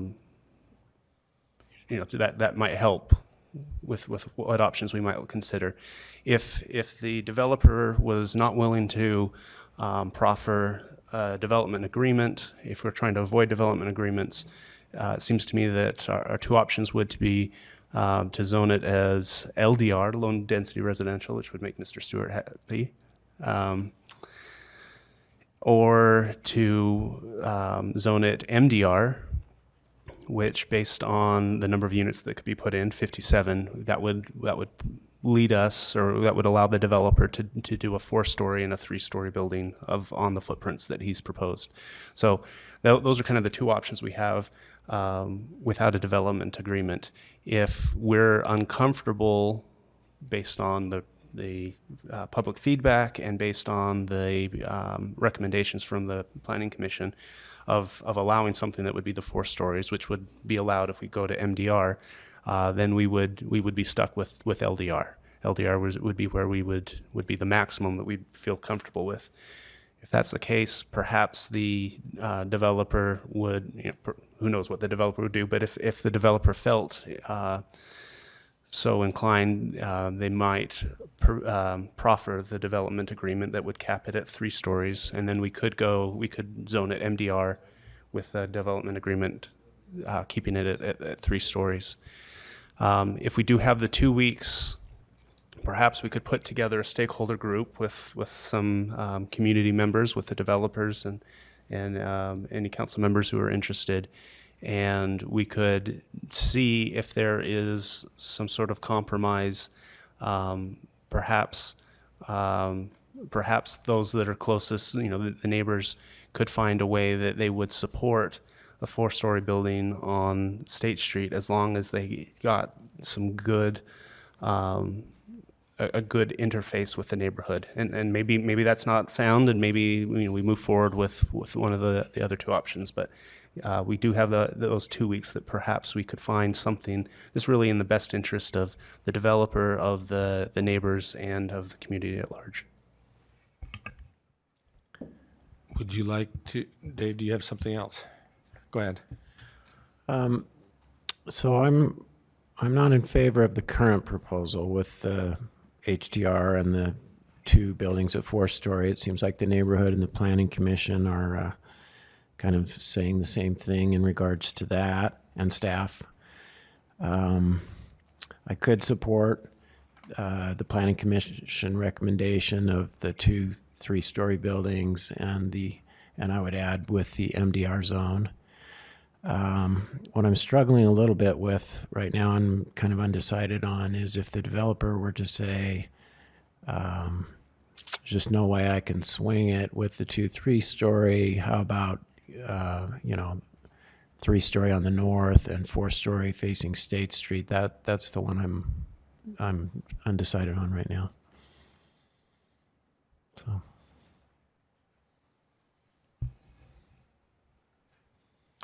Okay. So from what I understand here, we have two items that we're dealing with. I think we can go, I would like to go back to item number 6 and ask if there are any motion for item number 6. Mr. Chair, before asking for a motion based on our council rules, you need to just, since this is the first hearing of the item, you need to ask if any council member wants it to be continued.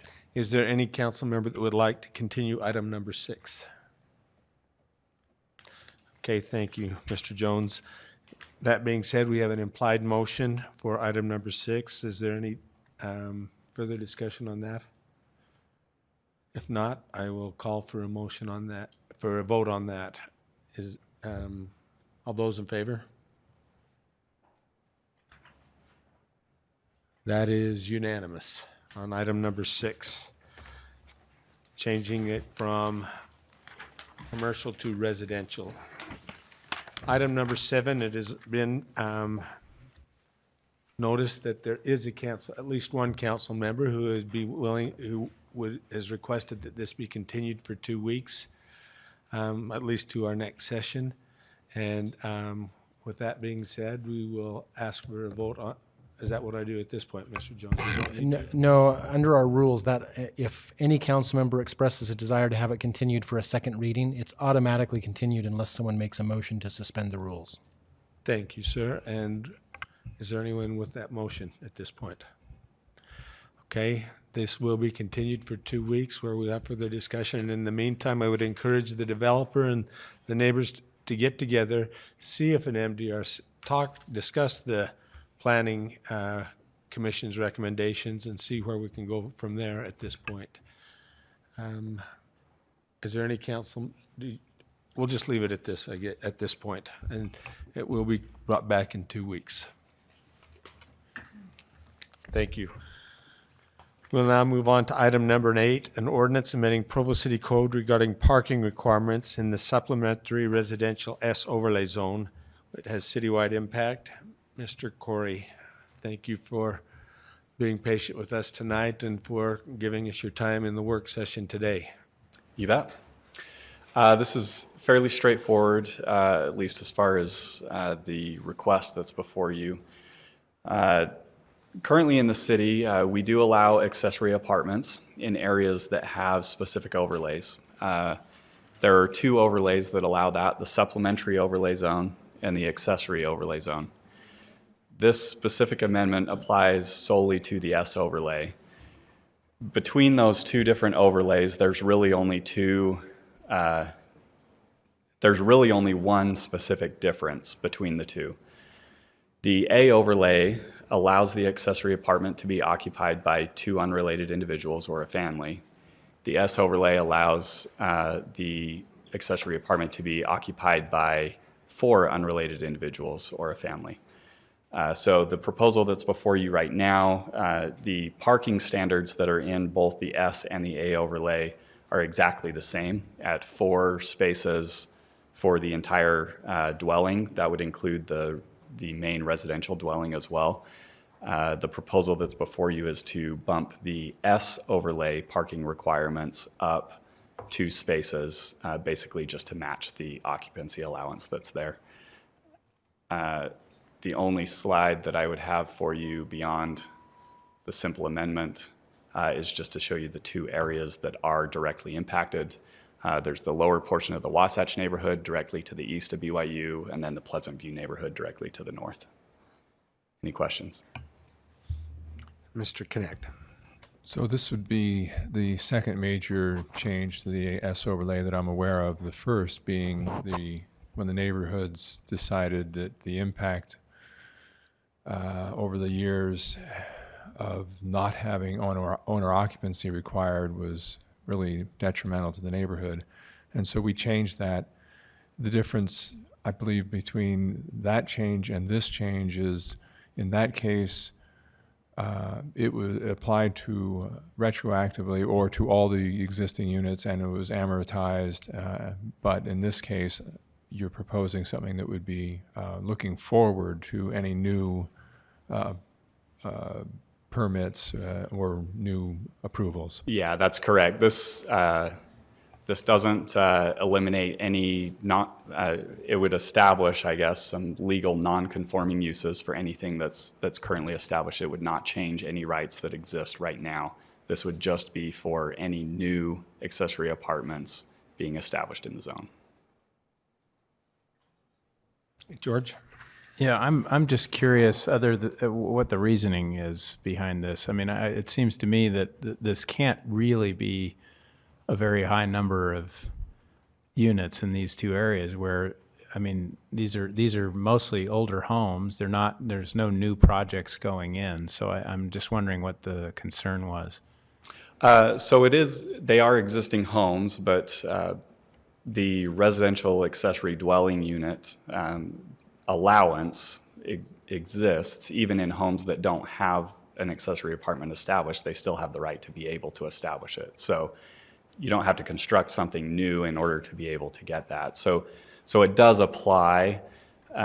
You are correct, though, in that it's a pretty small change. We're simply trying to match what we've seen as current trends and policy to make sure that our parking standards reflect what's been done in similar areas. But are you not concerned that this would create I mean, it seems like it puts a pretty heavy burden on, or an incentive to essentially to pave property that might otherwise be, lawn or whatever, because you need to have all this parking space. And these are homes that already have a lot of other needs for upkeep and maintenance and so on. And it seems like this might actually be a detriment to that process of a neighborhood kind of renewing itself and so on. I mean, if it's mainly about parking, is that the question? Is it just mainly, do we have evidence to know for sure that that this is creating a parking problem? I'm just worried about it slowing down putting a burden on homes to say now you've got to pave more of your property in order to accommodate these cars. I feel like it also just doesn't disincentivize the ownership and use of cars at all. In fact, it sort of keeps paving everything for more cars. So I guess that's a higher level policy question that would be interesting to have council's feedback on.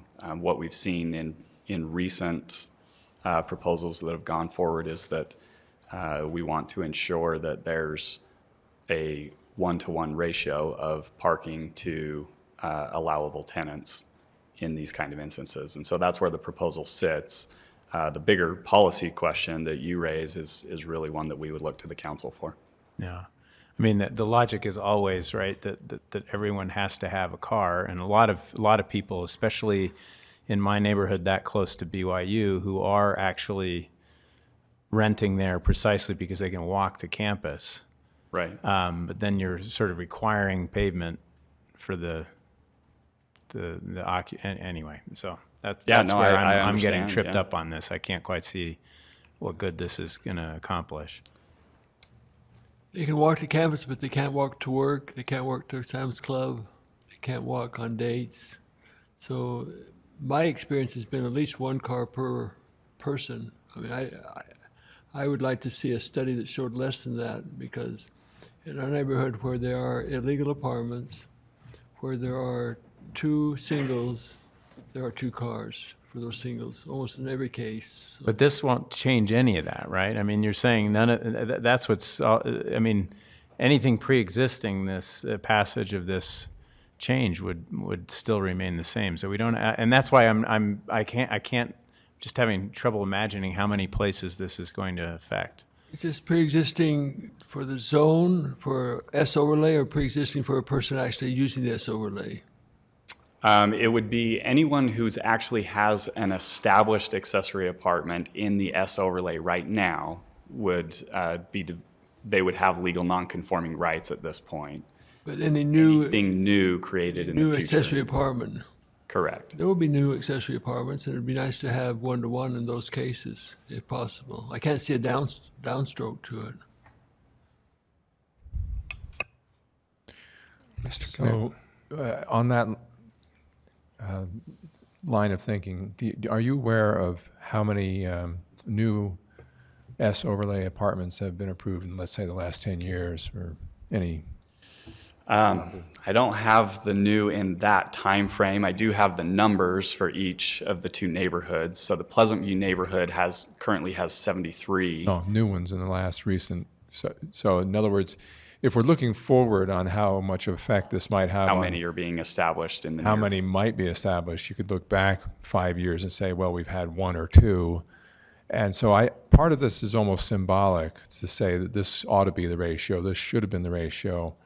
And it seems like there was also, this came up partly because someone wanted to add on top of their current arrangement a home business. There was some impetus there, yes. Yeah.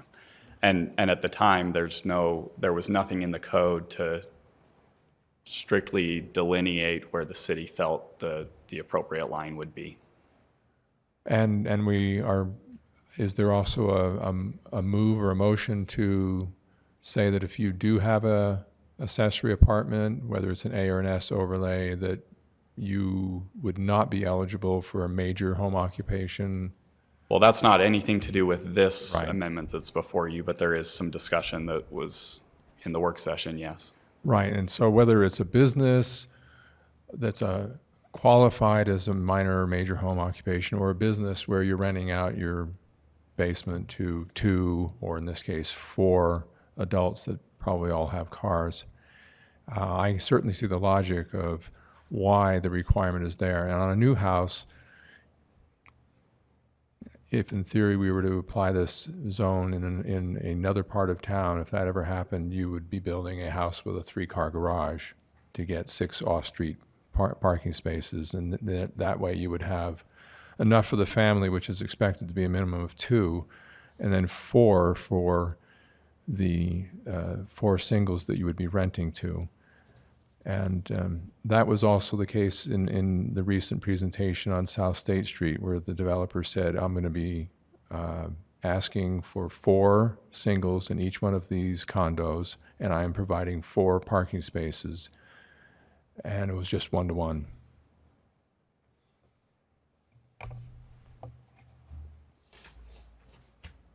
Any other discussion at this point?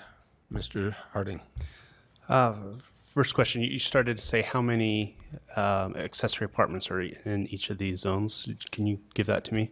Yeah, so the Pleasant View neighborhood has 73 currently existing, and the Wasatch neighborhood has 58. 58? Yes. Okay, and how do you know that? So in order to establish an accessory apartment, you have to go through a permitting process where the chief building official and one of our zoning officers goes out and they check the property for life safety issues and make sure that those are all tidied up before granting a rental, well, not a rental dwelling license, but before granting a residential accessory dwelling unit permit.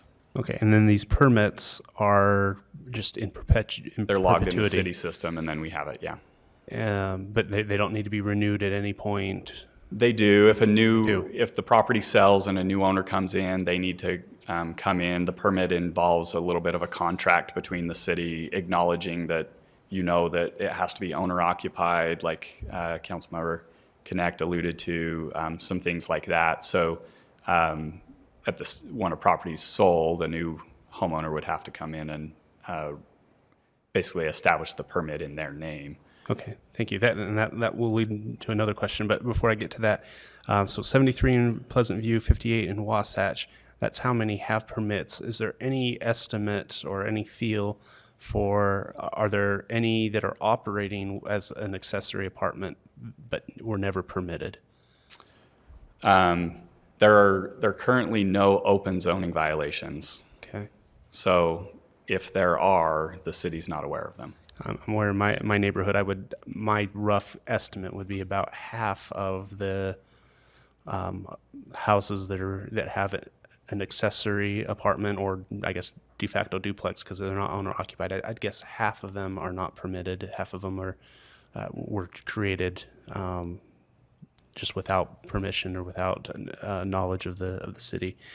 So that follow-up question. So you say at time of sale, this permit needs to be renewed.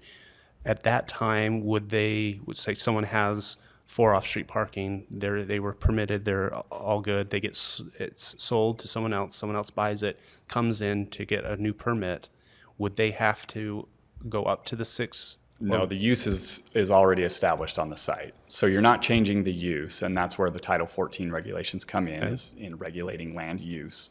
So the land use of an accessory apartment is already established, so that would be a legal non-conforming right.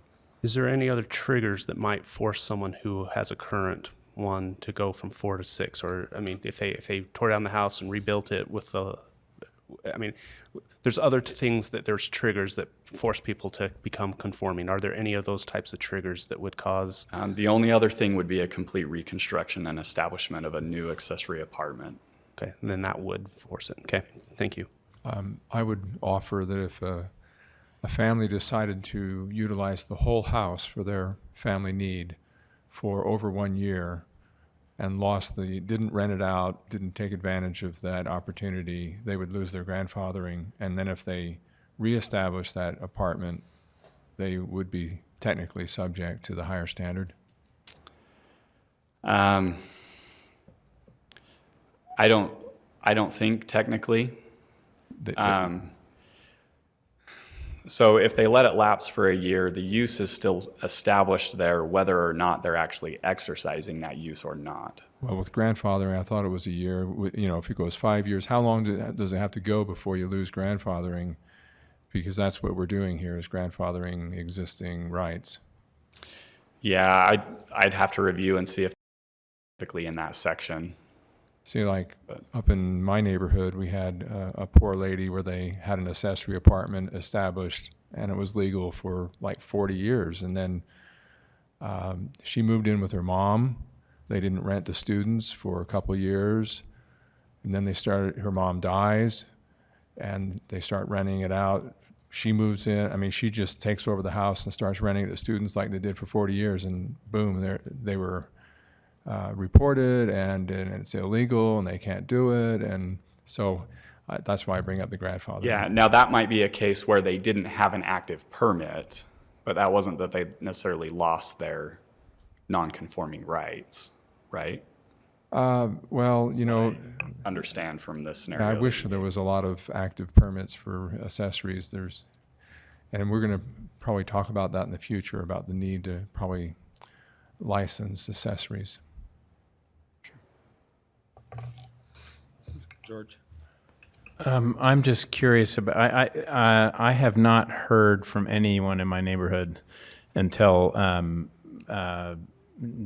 Dave Harding posted something on Facebook, and what was it, 2 nights ago, and I started getting a little bit of feedback. So I'm just kind of flying in the dark here. I only, so I'm new to this issue. I haven't had any discussion with people in my neighborhood, and this affects a major portion of my district. So I would like to sort of have more time to hear their concerns. I haven't talked to my neighborhood chair. They're not here. So I don't know if you've had extensive conversations with the neighborhood, but they haven't come around to my attention at all. Yeah, so since this was a neighborhood or a citywide application, notice did go out to all the neighborhood chairs at the time the application was made. So that's been a couple months at this point. In that time, we heard from one neighborhood chair, and I don't believe it was yours. I apologize off the top of my head. I can't remember. Yeah, I would have expected that she would have told me about this. Yeah. Yeah, their question was about the non-conforming rights and how that would play out, and they were satisfied when we discussed that it wouldn't affect existing properties. So I would just prefer to have some more time to hear from my constituents on this, since this is a pretty important issue. Okay, Mr. Sewell. Just wanted to echo that comment. Both Paul Evans and Melissa Kendall have indicated that they would like a couple of weeks to be able to tell their constituents about this and get some feedback. So, and I have a quick thing on that. I heard from Mr. Evans as well as a vice chair who swears that she reads every single email that is sent to her, and it seems like many people. Mr. Evans said he was out of the country, but still, he was surprised he hadn't heard of it. It just seems like there's a lot of surprise from neighborhood chairs. I'm wondering if there was a breakdown in the technology somewhere that the notice didn't get properly. We do have a neighborhood chair and a vice chair here.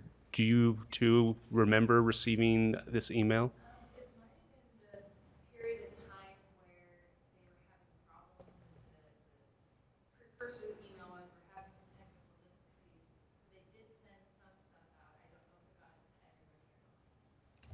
So there does seem to be some question on whether that notice was received by all of the chairs and vice chairs. So I get that email feed that goes out to the neighborhood chairs, and I noticed the Planning Commission agenda was like the last meeting they had, because this was just passed by them, right? And it was the only item on the agenda, and I was tempted to come down. And so I read it and I took note of it. Ideally, this, even though it's citywide, it would have been focused on, and those two S overlay neighborhoods would have been particularly invited to participate, because certainly when you get to this level and they are not participating, it's just like, whoops, we got to step back and get them involved. So we have 73 in one and 58 in the other. Do we have any idea of, in the Pleasant View, how many total homes are in that available area where the zone applies? I mean, to say that 73 have it, how many potentially are out there that could still add one? I don't have that number, but I can get that for you. It sounds like this will be continued, and so I can certainly get that for you in the meantime. Yeah, I'd love to know what the potential is, and frankly, if there's 73 legal ones, if we actually had a map supplied to Paul Evans, he'd probably pick up real fast on any that were not on the radar. But mostly I'm focused on the total number of homes that potentially could have. And obviously, that with the zone having been in place, 30 years? If they haven't chosen to do it already, the odds are perhaps low. And we're only looking at a few units that would be effective. But nonetheless, as for good process, I would love to hear from the neighborhood chairs involved. Okay, it sounds like we do have council members that are interested in bringing this forward, at least again, to the next meeting. And so with that being said, we will, before we do that, should we invite public comment? We need to invite public comment. Vicki. Stayed here this long so I can make a comment. George, I understand about paving and things like that. I don't like it as well. But the thing I like worse is having neighbors complaining about not being able to park in front of their place. Recently we had a sister in our stake whose husband is in the stake presidency come and complain that she had to park 5 houses down from her home on a rainy night with a 2-year-old. And so I'm really hypersensitive that, this shouldn't be happening if you're taking up parking spaces where somebody would normally park their family car and things like that. So I just wanted to bring that up. Question. So besides complaining about walking in the rain with a baby, any discontent, like maybe I'm thinking of moving? Did she mention? Oh, yeah. Yes, she did. She said she didn't know how much longer she could take it. And that's kind of what's happening in our neighborhood. We're losing really good people because of that. And for that reason, we're thinking about doing a parking permit program. And maybe this is something that would apply to the S overlay as well, that they could only have many occupants as they have spaces. And that can be in front of their house as well. But, something along that line. The parking permit program that I've heard being considered is like 2 permits per household because of the limited on-street space. Actually, we were going to take a measurement on front of the house as to how much room would allow a car to park. So, and there is some kind of standard. 18 for feet. that. 18 feet. Well, if it's on a driveway, but probably the But same anyway, on a street. something along that 22? line. Okay, so very good. You got your answer, 22 feet. And frankly, some of the ones on Slate Canyon will only do 22 feet. You could do 2 motorcycles, but you're not going to do 2 full-length cars. Correct. I don't know if we can continue to have a council member having a wife as neighborhood chair. They know too much. He knows that because I told him.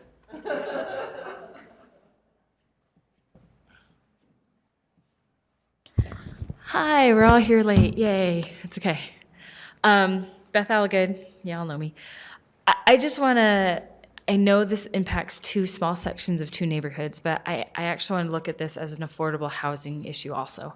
Because as we move forward, as we're looking at affordable housing, as this may actually become a tool to allow more residents to come in, to allow people the opportunity to live closer to the campus or open up more opportunities for live here, I think having that off-street parking is really important, because as more people come, more cars come in, and until those self-driving cars don't kill people, we're not getting those self-driving cars until the mass transit comes in large numbers enough to offset car requirements. Our area is just car dependent at this point in time. So I'm in favor of this, and I hope that that will be taken into consideration as a tool for the future for affordable housing.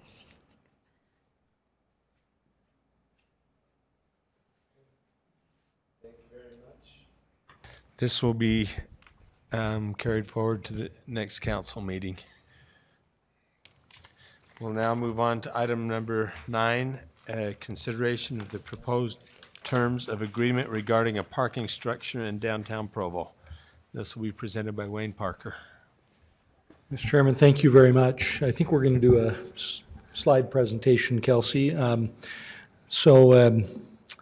Thank you for the opportunity to present. As you know, this has been a process that's been a long time coming, and we were able to work, our administrative team, composed primarily of Mayor Kafusi and Isaac Paxman, and then the legal team, to continue to work with the officials at the county and with PEG Development to try to find a solution that meets the needs of parking for the convention center, for new developments in the downtown, and for the Hyatt Hotel.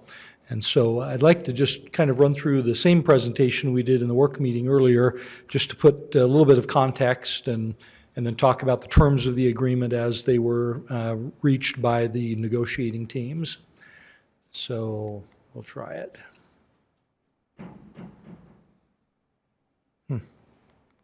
Oh, there we go. Okay.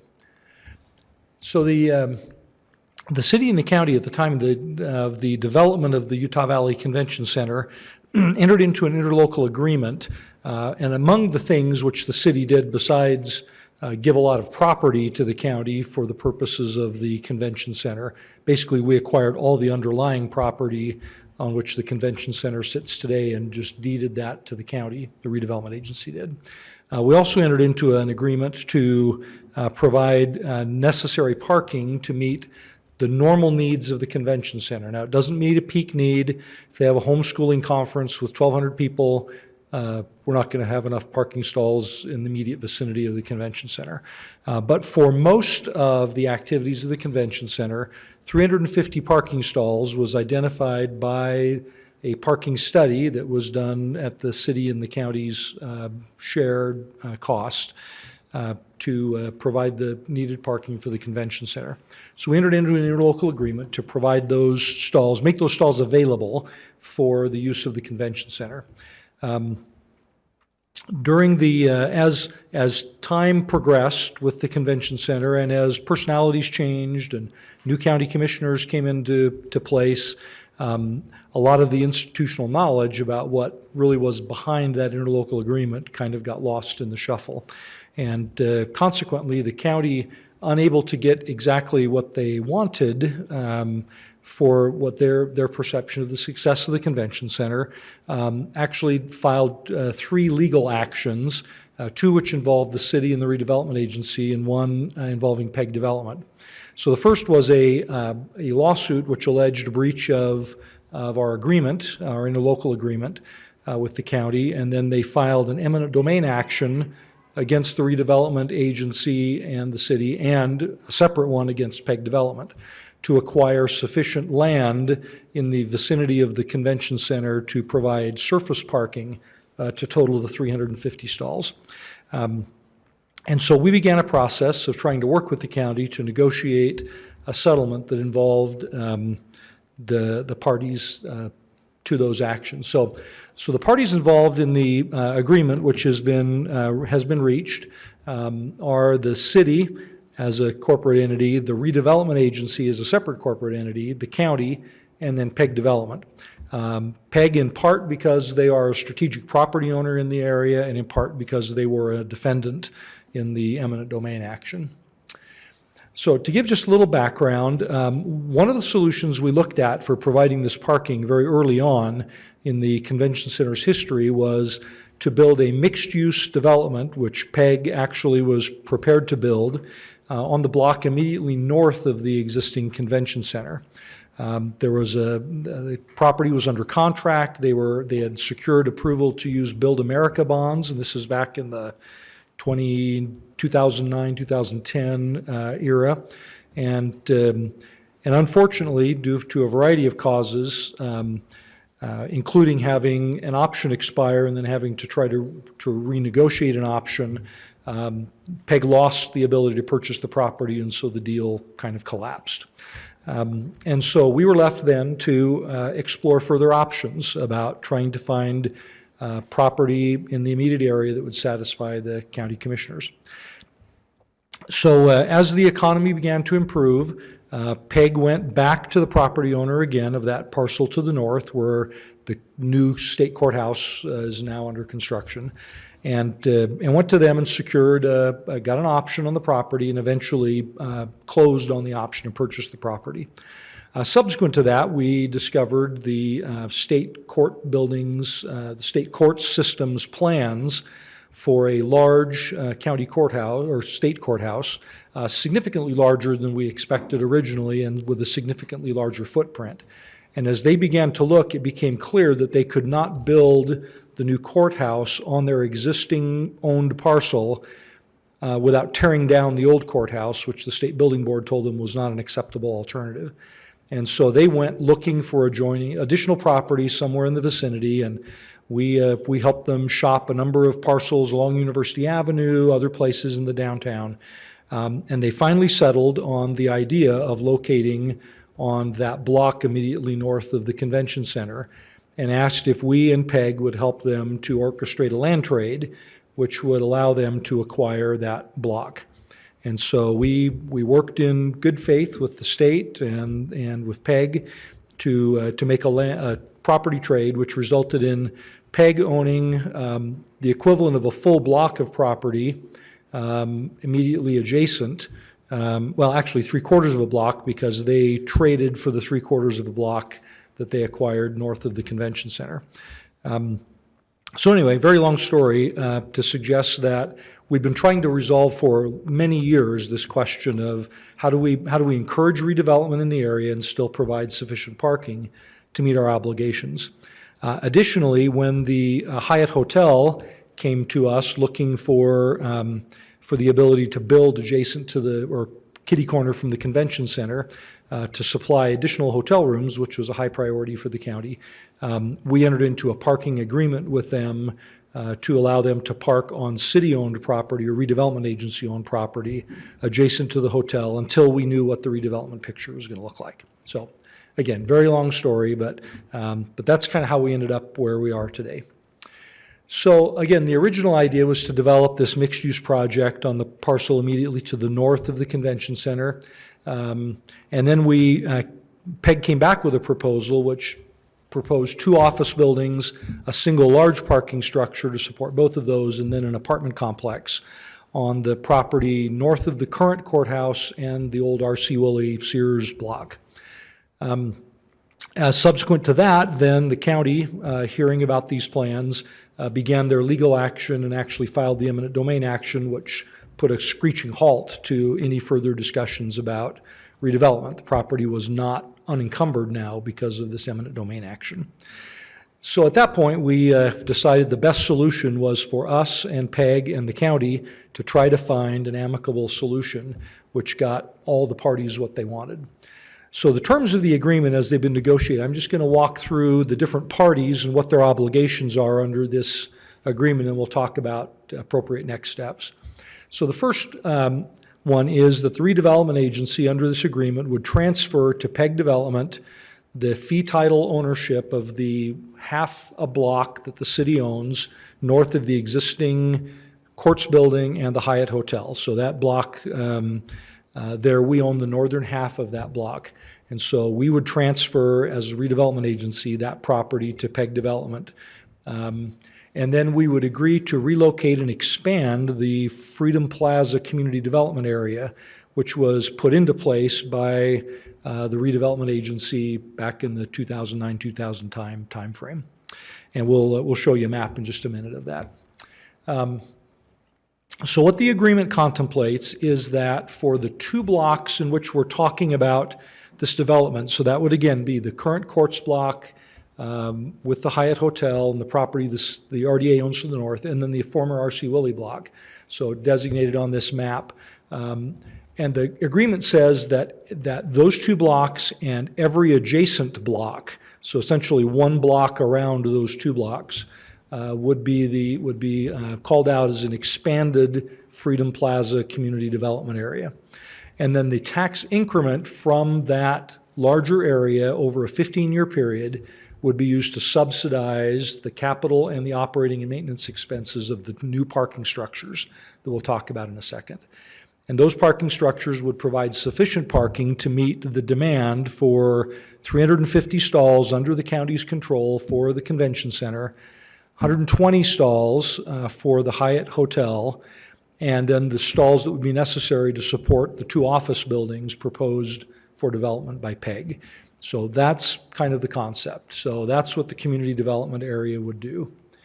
And then the redevelopment agency would also, in addition to transferring the property and expanding the CDA, would reserve the right to purchase parking structure 1, and again, we'll get to a map in a minute, over that 25-year period. So anytime during that time period, the redevelopment agency could exercise its right to go in and purchase that property at fair market value, the structure. So if at some point, for whatever reason, the redevelopment agency decided they wanted to own that, as opposed to PEG Development owning it, we have a right to purchase at fair market value. So that's kind of that's the redevelopment agency's commitments. PEG Development, under the terms of the agreement, would build a redevelopment project in 3 phases. First would be an office building and a parking structure, again, on that city-owned property, RDA-owned property, that'd be transferred to PEG.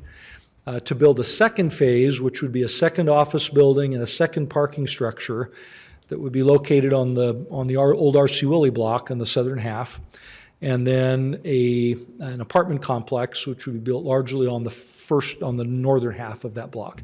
Now again, we'll show you a map because there's some little variations to that general theme.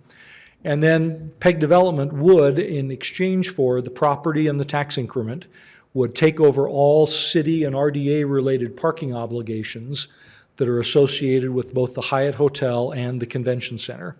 And so it essentially gets the city out of the business of providing parking in exchange for the deal as it's currently outlined.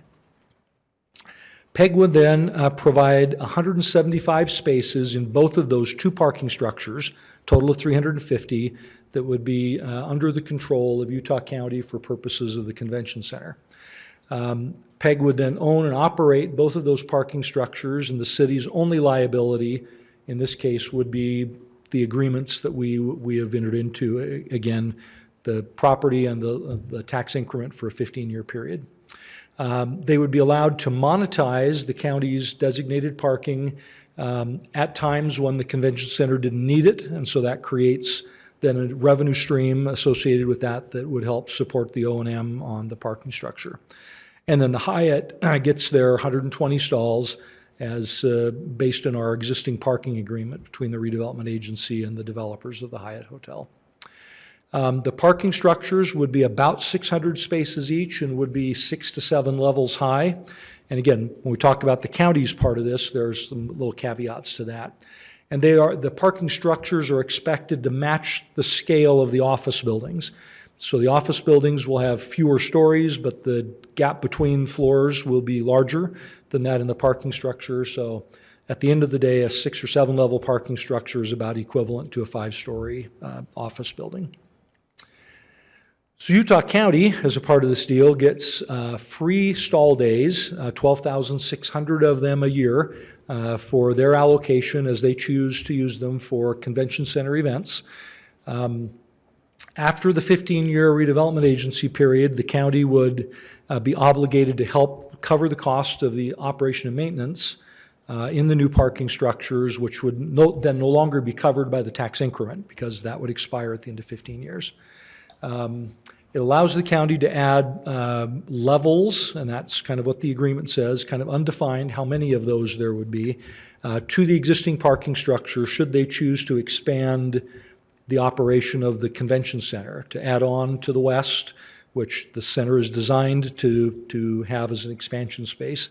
And if they need the additional parking, they would construct that on top of the existing new parking structures at the county's sole expense.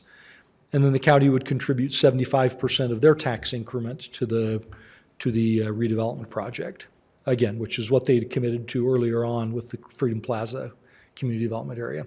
Subsequently, then, they would dismiss the lawsuit and both eminent domain actions, both against the redevelopment agency and PEG. So the city, now taking off the redevelopment agency hat, putting on the city hat, would agree to an interlocal agreement to extend the community development area's boundaries, as shown on the map earlier, to consider potential impact fee reductions. And again, that's going to be that'll have to be done likely by ordinance. I'm not sure how else we would do it, to provide some kind of mechanism for an impact fee waiver. So again, that decision remains with the city council at some point in the future. We would commit 100% of the city share of the tax increment from that expanded district to the parking structures. During the interim, while these phases are built, there will still be surface parking available to the convention center, so they're never without their 350 stalls. And we would retain responsibility for the surface parking to meet that obligation, and we would enforce Utah Valley Convention Center's ability to control those spaces. So if they said, we have a convention coming in, we need all 350 stalls, we'd be responsible to work with the convention center to control the access to those stalls only to convention center users. So again, we would police, enforce, and provide those parking stalls in the interim. And then we would agree to support PEG's efforts to go through the entitlement process for their proposed development. Yes? What does entitled mean to you? Entitled means to get the appropriate zoning for the uses that they are proposing to do. Thank you. Okay. So here's the map, and again, it was amazingly, Karen's not here, but she's somewhere. Amazingly, this was replicated on Facebook within minutes after we showed it earlier today, so I think that's pretty cool, actually, that we could do that. But so this is kind of the concept. So to orient you, map faces, top of the map is north. Convention Center is located there in the bottom left-hand corner. A Marriott Hotel and the frontage on Center Street immediately to the east of that. Then north of that is the Hyatt and the existing county courthouse or state courthouse, which will become a Mountain Land Applied Technology College campus after the courts move out and the building's remodeled a few years from now. And then the office building 1 and the parking structure 1 will be then located immediately north of that. And then phase 2 would show the office building in the corner. Again, at second, and then the parking structure to the east, and then the apartments wrapping around that parking structure. So that's the general concept of what the PEG development project would look like. Again, we'll leave it to them to come back with renderings and those kinds of things and talk about specifics as to design, but that's kind of the general site plan as it's contemplated by the parking agreement. So actions needed by the council and the RDA. So these are the things that would be, as the agreement is formalized and entered into, these would be actions that would be needed to be taken by this body, either in its RDA function or its city council function. So the one is that we would, both the council and the RDA would approve tonight resolutions which authorize the mayor to negotiate the settlement agreement based on the term sheet that's been provided to you and that I've summarized here quickly. The redevelopment agency would then have to approve the transfer of the property from the RDA to PEG for the purposes of building the parking structure in Office Building 1. The RDA would then have to approve the moving and expanding of the community development area, so going from the small red block to the larger blue block that we showed on on the earlier, and again, as we always do, red is bad and blue is good. And so just so you understand the scale on the map, the key on the map. And then the council and the redevelopment agency would then approve the appropriate interlocal agreements for the sharing of tax increment from that project. And again, there would be multiple ones approved by the RDA and only one approved by the city council. And that's the city's contribution of its tax increment. And then whatever we decide to do with the impact fees, that would have to be an action taken by the council to modify the code to accommodate whatever you decide to do with impact fees.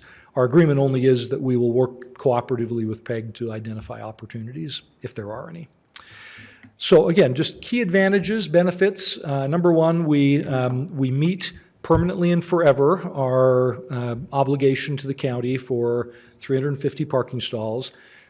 We support the convention center's success by providing parking for both the convention center and for the hotel, which provides, again, hotel rooms to accommodate convention center needs. We'll see increased tax revenue, and again, not too much to the city, be kind of indirect, but for the county and the school district, the numbers will be significant in terms of increment because they're pledging less than 100% of their property tax increment. So there will be some growth in the sales property tax base associated with those two entities. We help to balance the Lehigh effect, which we've been trying to battle, which is kind of developing good businesses here in Provo, and as soon as they need an expanded workforce, they move somewhere north, and whether that's Orem or Pleasant Grove or Lehigh or elsewhere, but providing some good quality office space in an area which many of these young tech companies' employees want to work, as opposed to being in a sea of asphalt in Lehigh. They can be in an urban, friendly, walkable setting, which a lot of their employees would desire. And then, again, we leverage our investment in the bus rapid transit. We have a station just 2 blocks immediately to the east of this, and so again, it provides opportunity for office workers and residents to ride the BRT and continue to try to promote the success of that effort. We support a walkable downtown because of this mixed-use project, and again, with our requirements about activating the street side space of parking structures and office buildings, we think this will be a very walkable choice for people in our downtown, which again helps the convention center, it helps the Smith's grocery store, it helps a lot of the environment, just in this part of the downtown, and hopefully would provide a catalyst for some additional development as these developments prove successful. And again, that's what redevelopment agencies do, is try to create opportunities for catalyzing good quality redevelopment. So with that, I think that's it. So that's the general summary, and I'd be happy to answer any questions you have. So Wayne, what's kind of the going rate if you were going to price out parking in a parking structure per stall? How much each stall costs? It varies widely, but the numbers generally that I've been hearing lately, it's about $20,000 for a surface parking space, and it's about $65,000 for a structured parking space. And again, the higher it goes, the more expensive they become because the construction standards have to change. The only thing that's more expensive than structured parking is underground parking, which tends to be even more than the $65,000 number.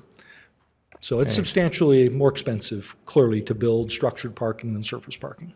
So just doing some quick math there, it looks like 470 parking spaces, which is kind of what we're on the hook for. Yeah. Times 65,000 just for the fun of it. If you build them, right. Is 30 million. It's a lot. And so if you wonder, what are we getting out of this, or what are we divesting our responsibility of, that's a lot of money that someone else is going to take over the responsibility for. Right.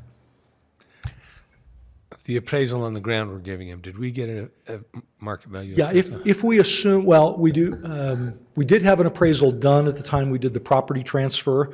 That's probably a little dated now, but I do know that when we got the appraisal from the county related to our eminent domain parcel, if you extrapolated that number out, it's just a shade over $2 million, so about 2.1 roughly, I think.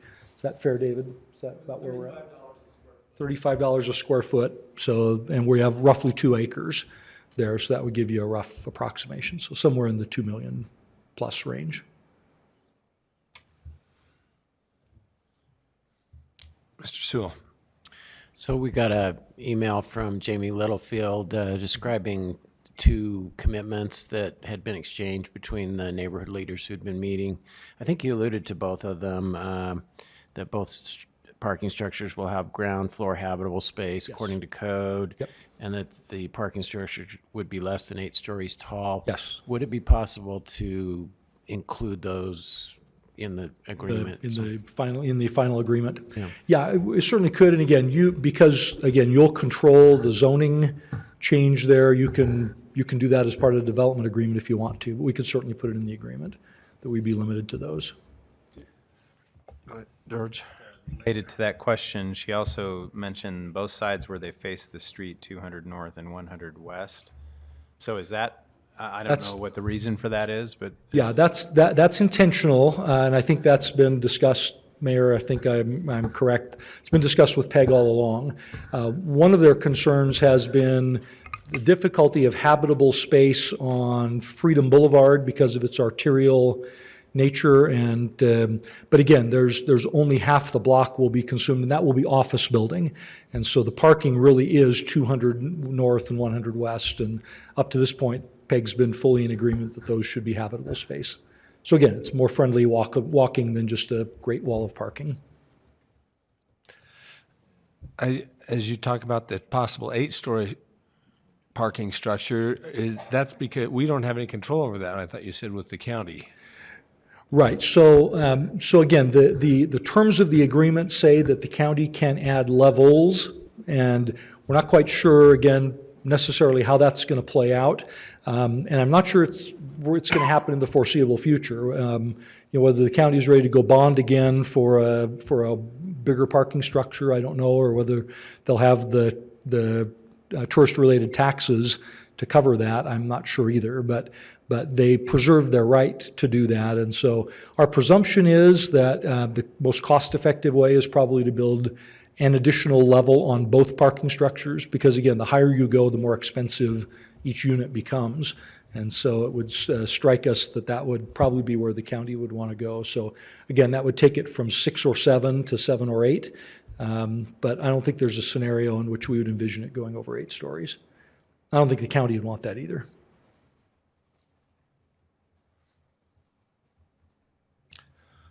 Any other questions from the council? Well, thank you very much. And again, if Thank you have you. questions in your deliberations, don't hesitate to ask. Okay, we will open this up for public comment. And I don't see any public here except for Beth that's shaking her head. So we will close public comment then, and bring it back. We now have an implied motion for the council today. Is there any discussion, Mr. Harding? Let me again compliment the administration for coming to an agreement with the county. It's been a long time in the works, so I think that's great. And the council was brought along, and we kind of indicated our support going in to those negotiations, and just looking over the term sheet and just understanding my responsibility to the community and the taxpayers. I think it's makes sense to ask some questions. Is this in the best interest of the community? There's an old book that gives the advice that before making a decision, make sure that you count the cost. And that's my concern here is, there's a lot of parts to this, and I would love to have an accounting of, what's the estimated liability that the city has. We have this obligation to provide 470 stalls. What in today's dollars, and current value estimate, or whatever that accounting term is. What is that liability that we have? What is the value of the property, and we know that. And then in the present value of that tax increment agreement. I can almost guarantee you that PEG has done that calculation. They know what that value is. I don't know if we have done that. What's the minimum that's going to divert away from our general fund? What's an estimate? Kind of a middle of the road. What's a reasonable amount that we think over those 15 years would be diverted, and what's the maximum? What's the high side? And if we could have those numbers, maybe that doesn't perfectly balance with our liability, and that's okay, because I think we're also incentivizing good development. But I think I think we should have those numbers. We should at least know what those are, so we know how much we are putting in to incentivize this development. And we're flying quickly. All of this is on a tight timeline, but that's why, at least at this point, I don't feel like I can vote to authorize the signing of this tonight. I would like to authorize, or whatever, the second option where it will come back to the council, so that we will have the opportunity to know what the dollar numbers are. And I think that way we'll be given an opportunity to make an informed decision. Yep. Dave. Thank you, Council Chair. We worked with PEG, and the estimate for the tax increment over the 15-year period was roughly $240 million a year. The debt, and we did not conservatively. I'm sorry, 240,000. Sorry. Wow, it's a lot of development. We did not put an escalator in that, so that was just a straight line calculation.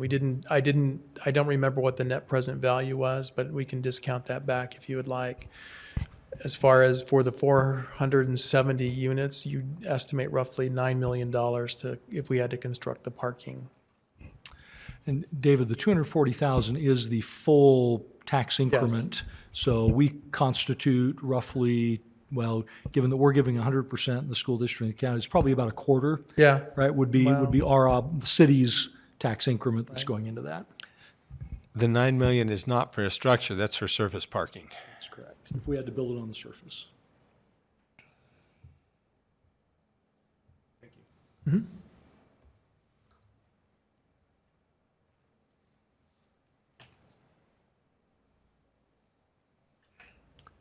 So Wayne, we're talking about 60,000 a year.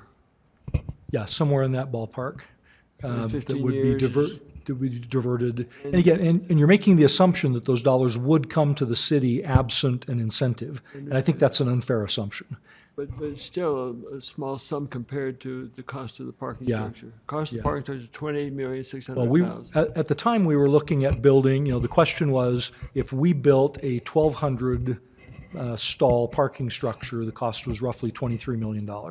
So that gives you a little bit of comparison if we were to build that all in one building.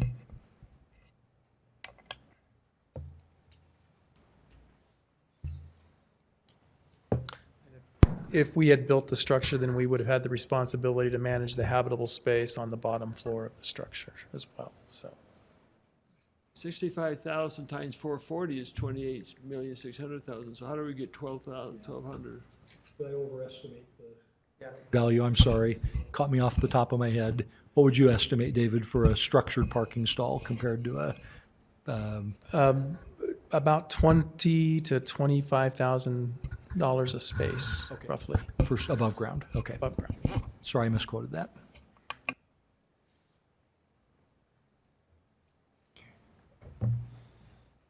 Okay. Mr. Sewell. Since Mr. Parker indicated the administration was amenable to including those two agreements that apparently already been made between the neighborhood leaders and PEG, I'd like to make a motion that we ask them to include those in the terms. I would second that. Okay, so that being said, if we do it that way, Brian, we'll have to amend the, Well, yeah, I guess I'm wondering what exactly is intended by the phrase included in the terms. The term sheet has already been signed by the county and the city. So are you proposing that the term sheet be amended and that they have to go back to the county and try to get that approved, or you're asking for that to be in the final legal agreements brought forward later? I think it would be the latter in the final, in the final legal agreement. Yeah, she's asking for in good faith, right? So I think that's consistent. Yeah. does that put any changes on the amendment that we've? I don't think that affects your resolution tonight. I think that's as I interpret that is a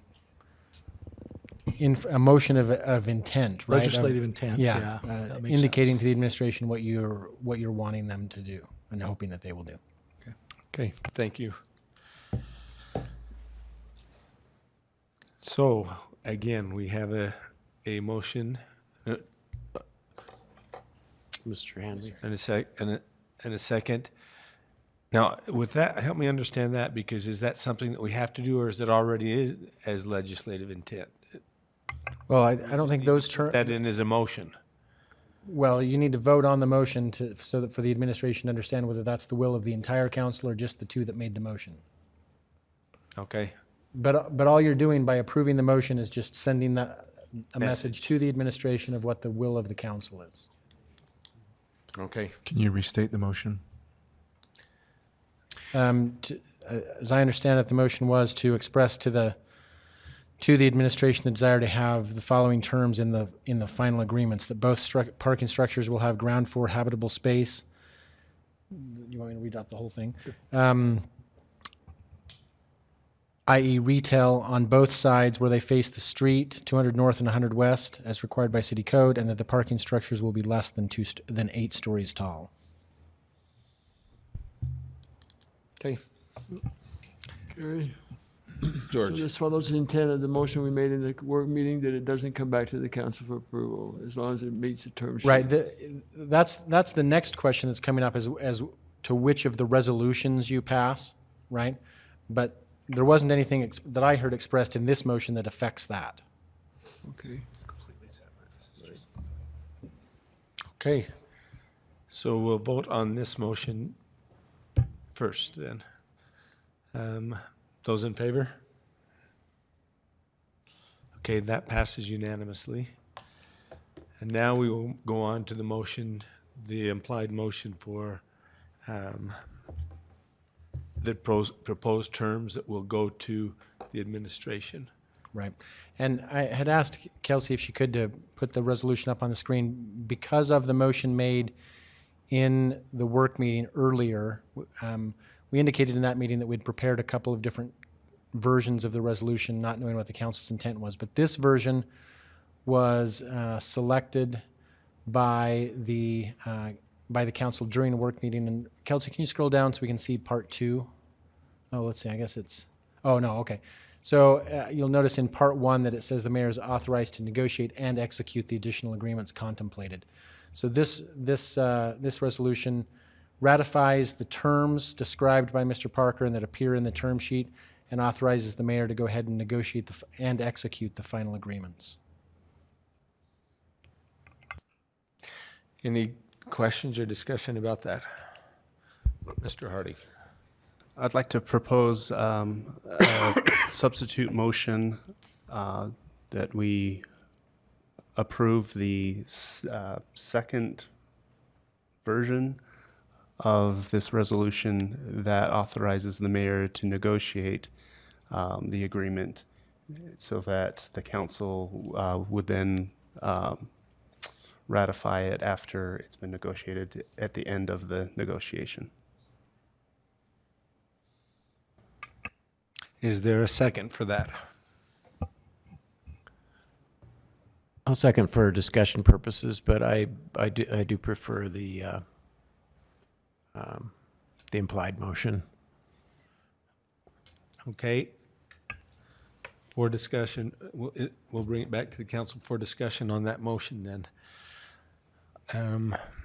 I have some concerns personally about bringing that back to the council. I think it might send a challenging message at this point in time.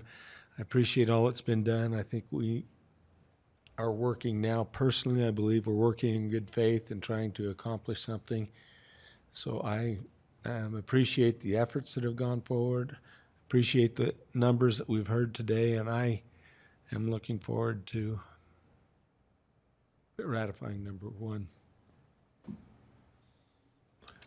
I also have confidence in the administration that as long as they follow the terms of the sheet, that we give them the terms shown in Exhibit A, that we don't need to see it again. And I think it, like you, it would cast doubt on the commission whether we're going to pass it or not. So you go through all that effort and then bring back to us and we don't approve it. I think we know what the deal is, and if we're against the deal that we saw today, we should vote against giving the mayor. But if we're in favor of the deal that we saw today, then we should vote to give her the opportunity to sign that. Mr. Sewell.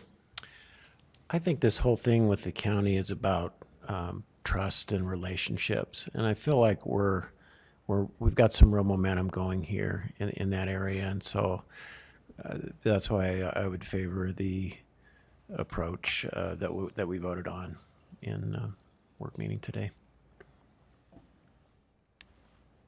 Mr. Harding. Thank you. For me, it's not a question of trust or that. I think the world of the administration and I'm very excited about our newfound cooperation with the county and hope that that continues as well. I also think, though, that the council does have some oversight responsibilities, and I do think that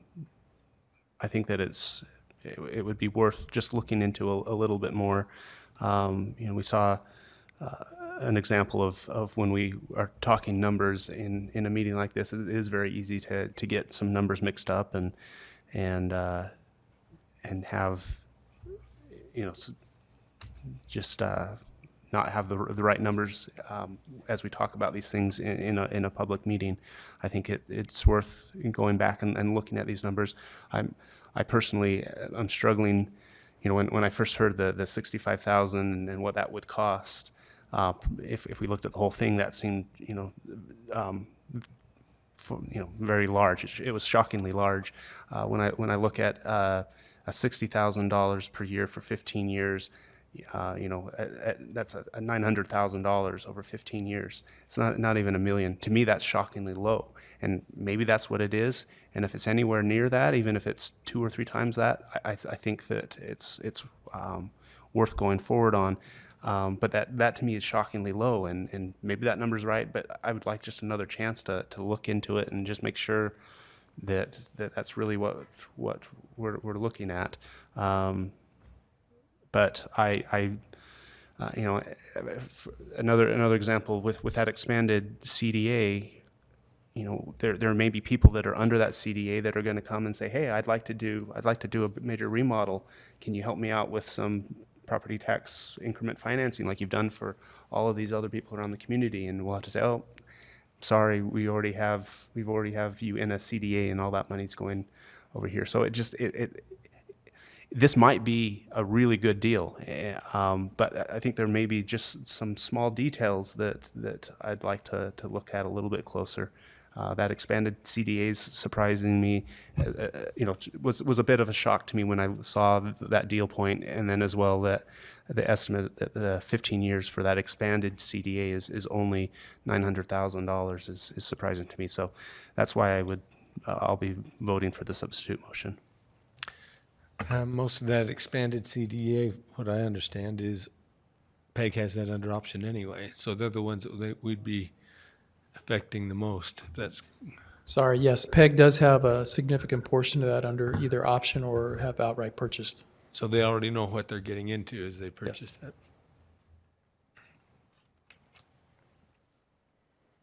Can we pull that graphic up? the CDA map.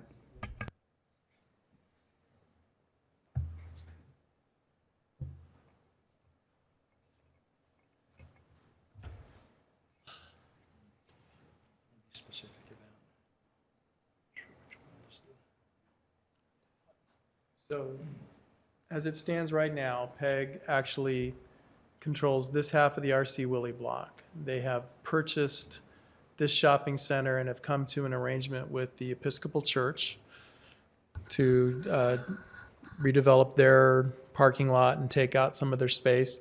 They own some of the property over here. Juice and Java is their own site, but they did partner with PEG. But PEG owns the property below them, and they own the Hyatt right here. And they are a partial owner in the Marriott Hotel. The redevelopment agency owns the parking lot here for Smith's. Smith's is currently undergoing some cosmetic work to rehab their property. PEG at one time had reached out to Jones Paint and Glass about the possibility of acquiring that. I don't know currently what that is, but they have had conversations with that. And I believe they own the parking lot here on the corner of 300 North and University Avenue, and they have started discussions with people that front University Avenue as well. Yes, sir. So the Hyatt's already under construction, so Yes. will it be part of this? Yes. We've talked with the county.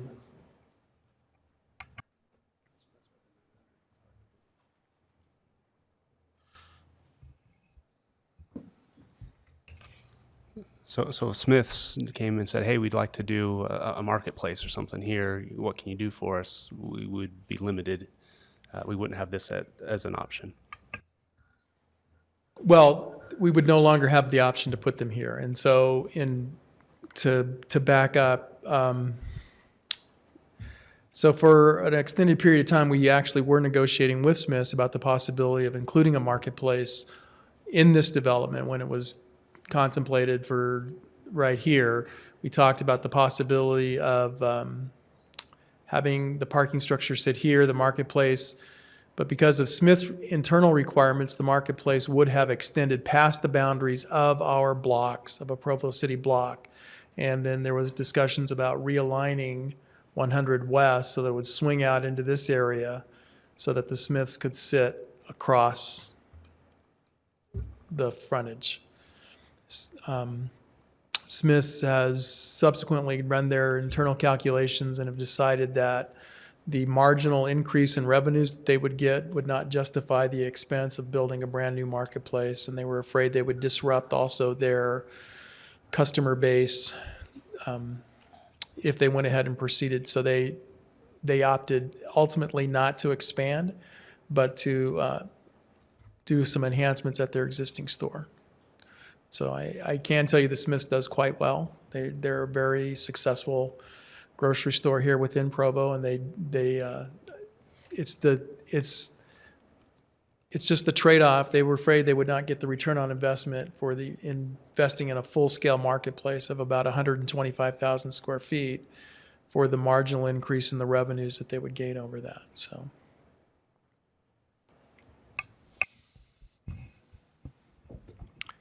Okay, thank you very much. We have a motion then on the table and a second. Those in favor of that?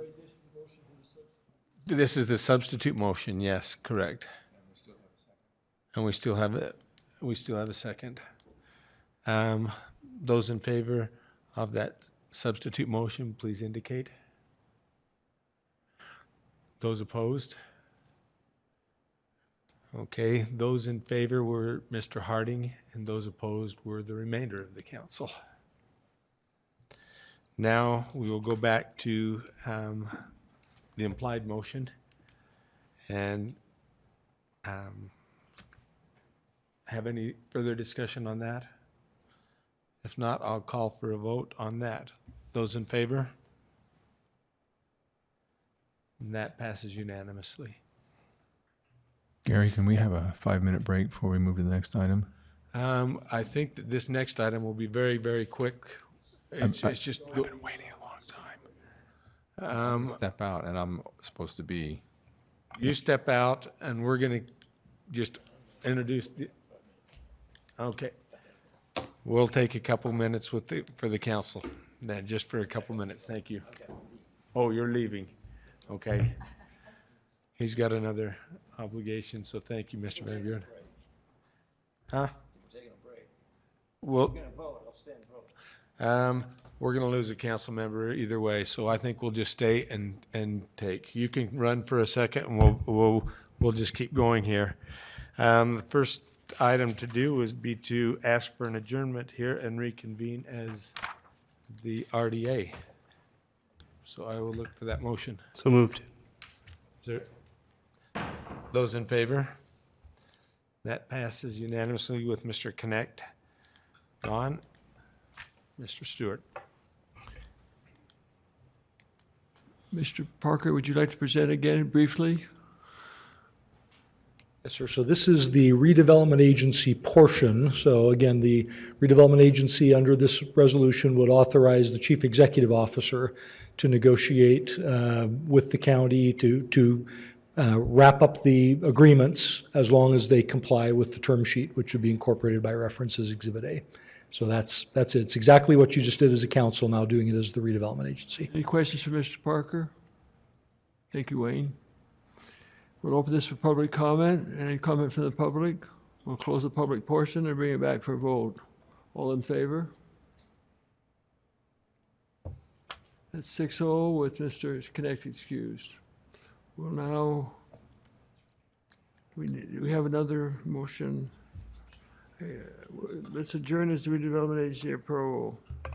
No objection, will adjourn. Back to council. Mr. Adjourn. We're done? We're done. We're done.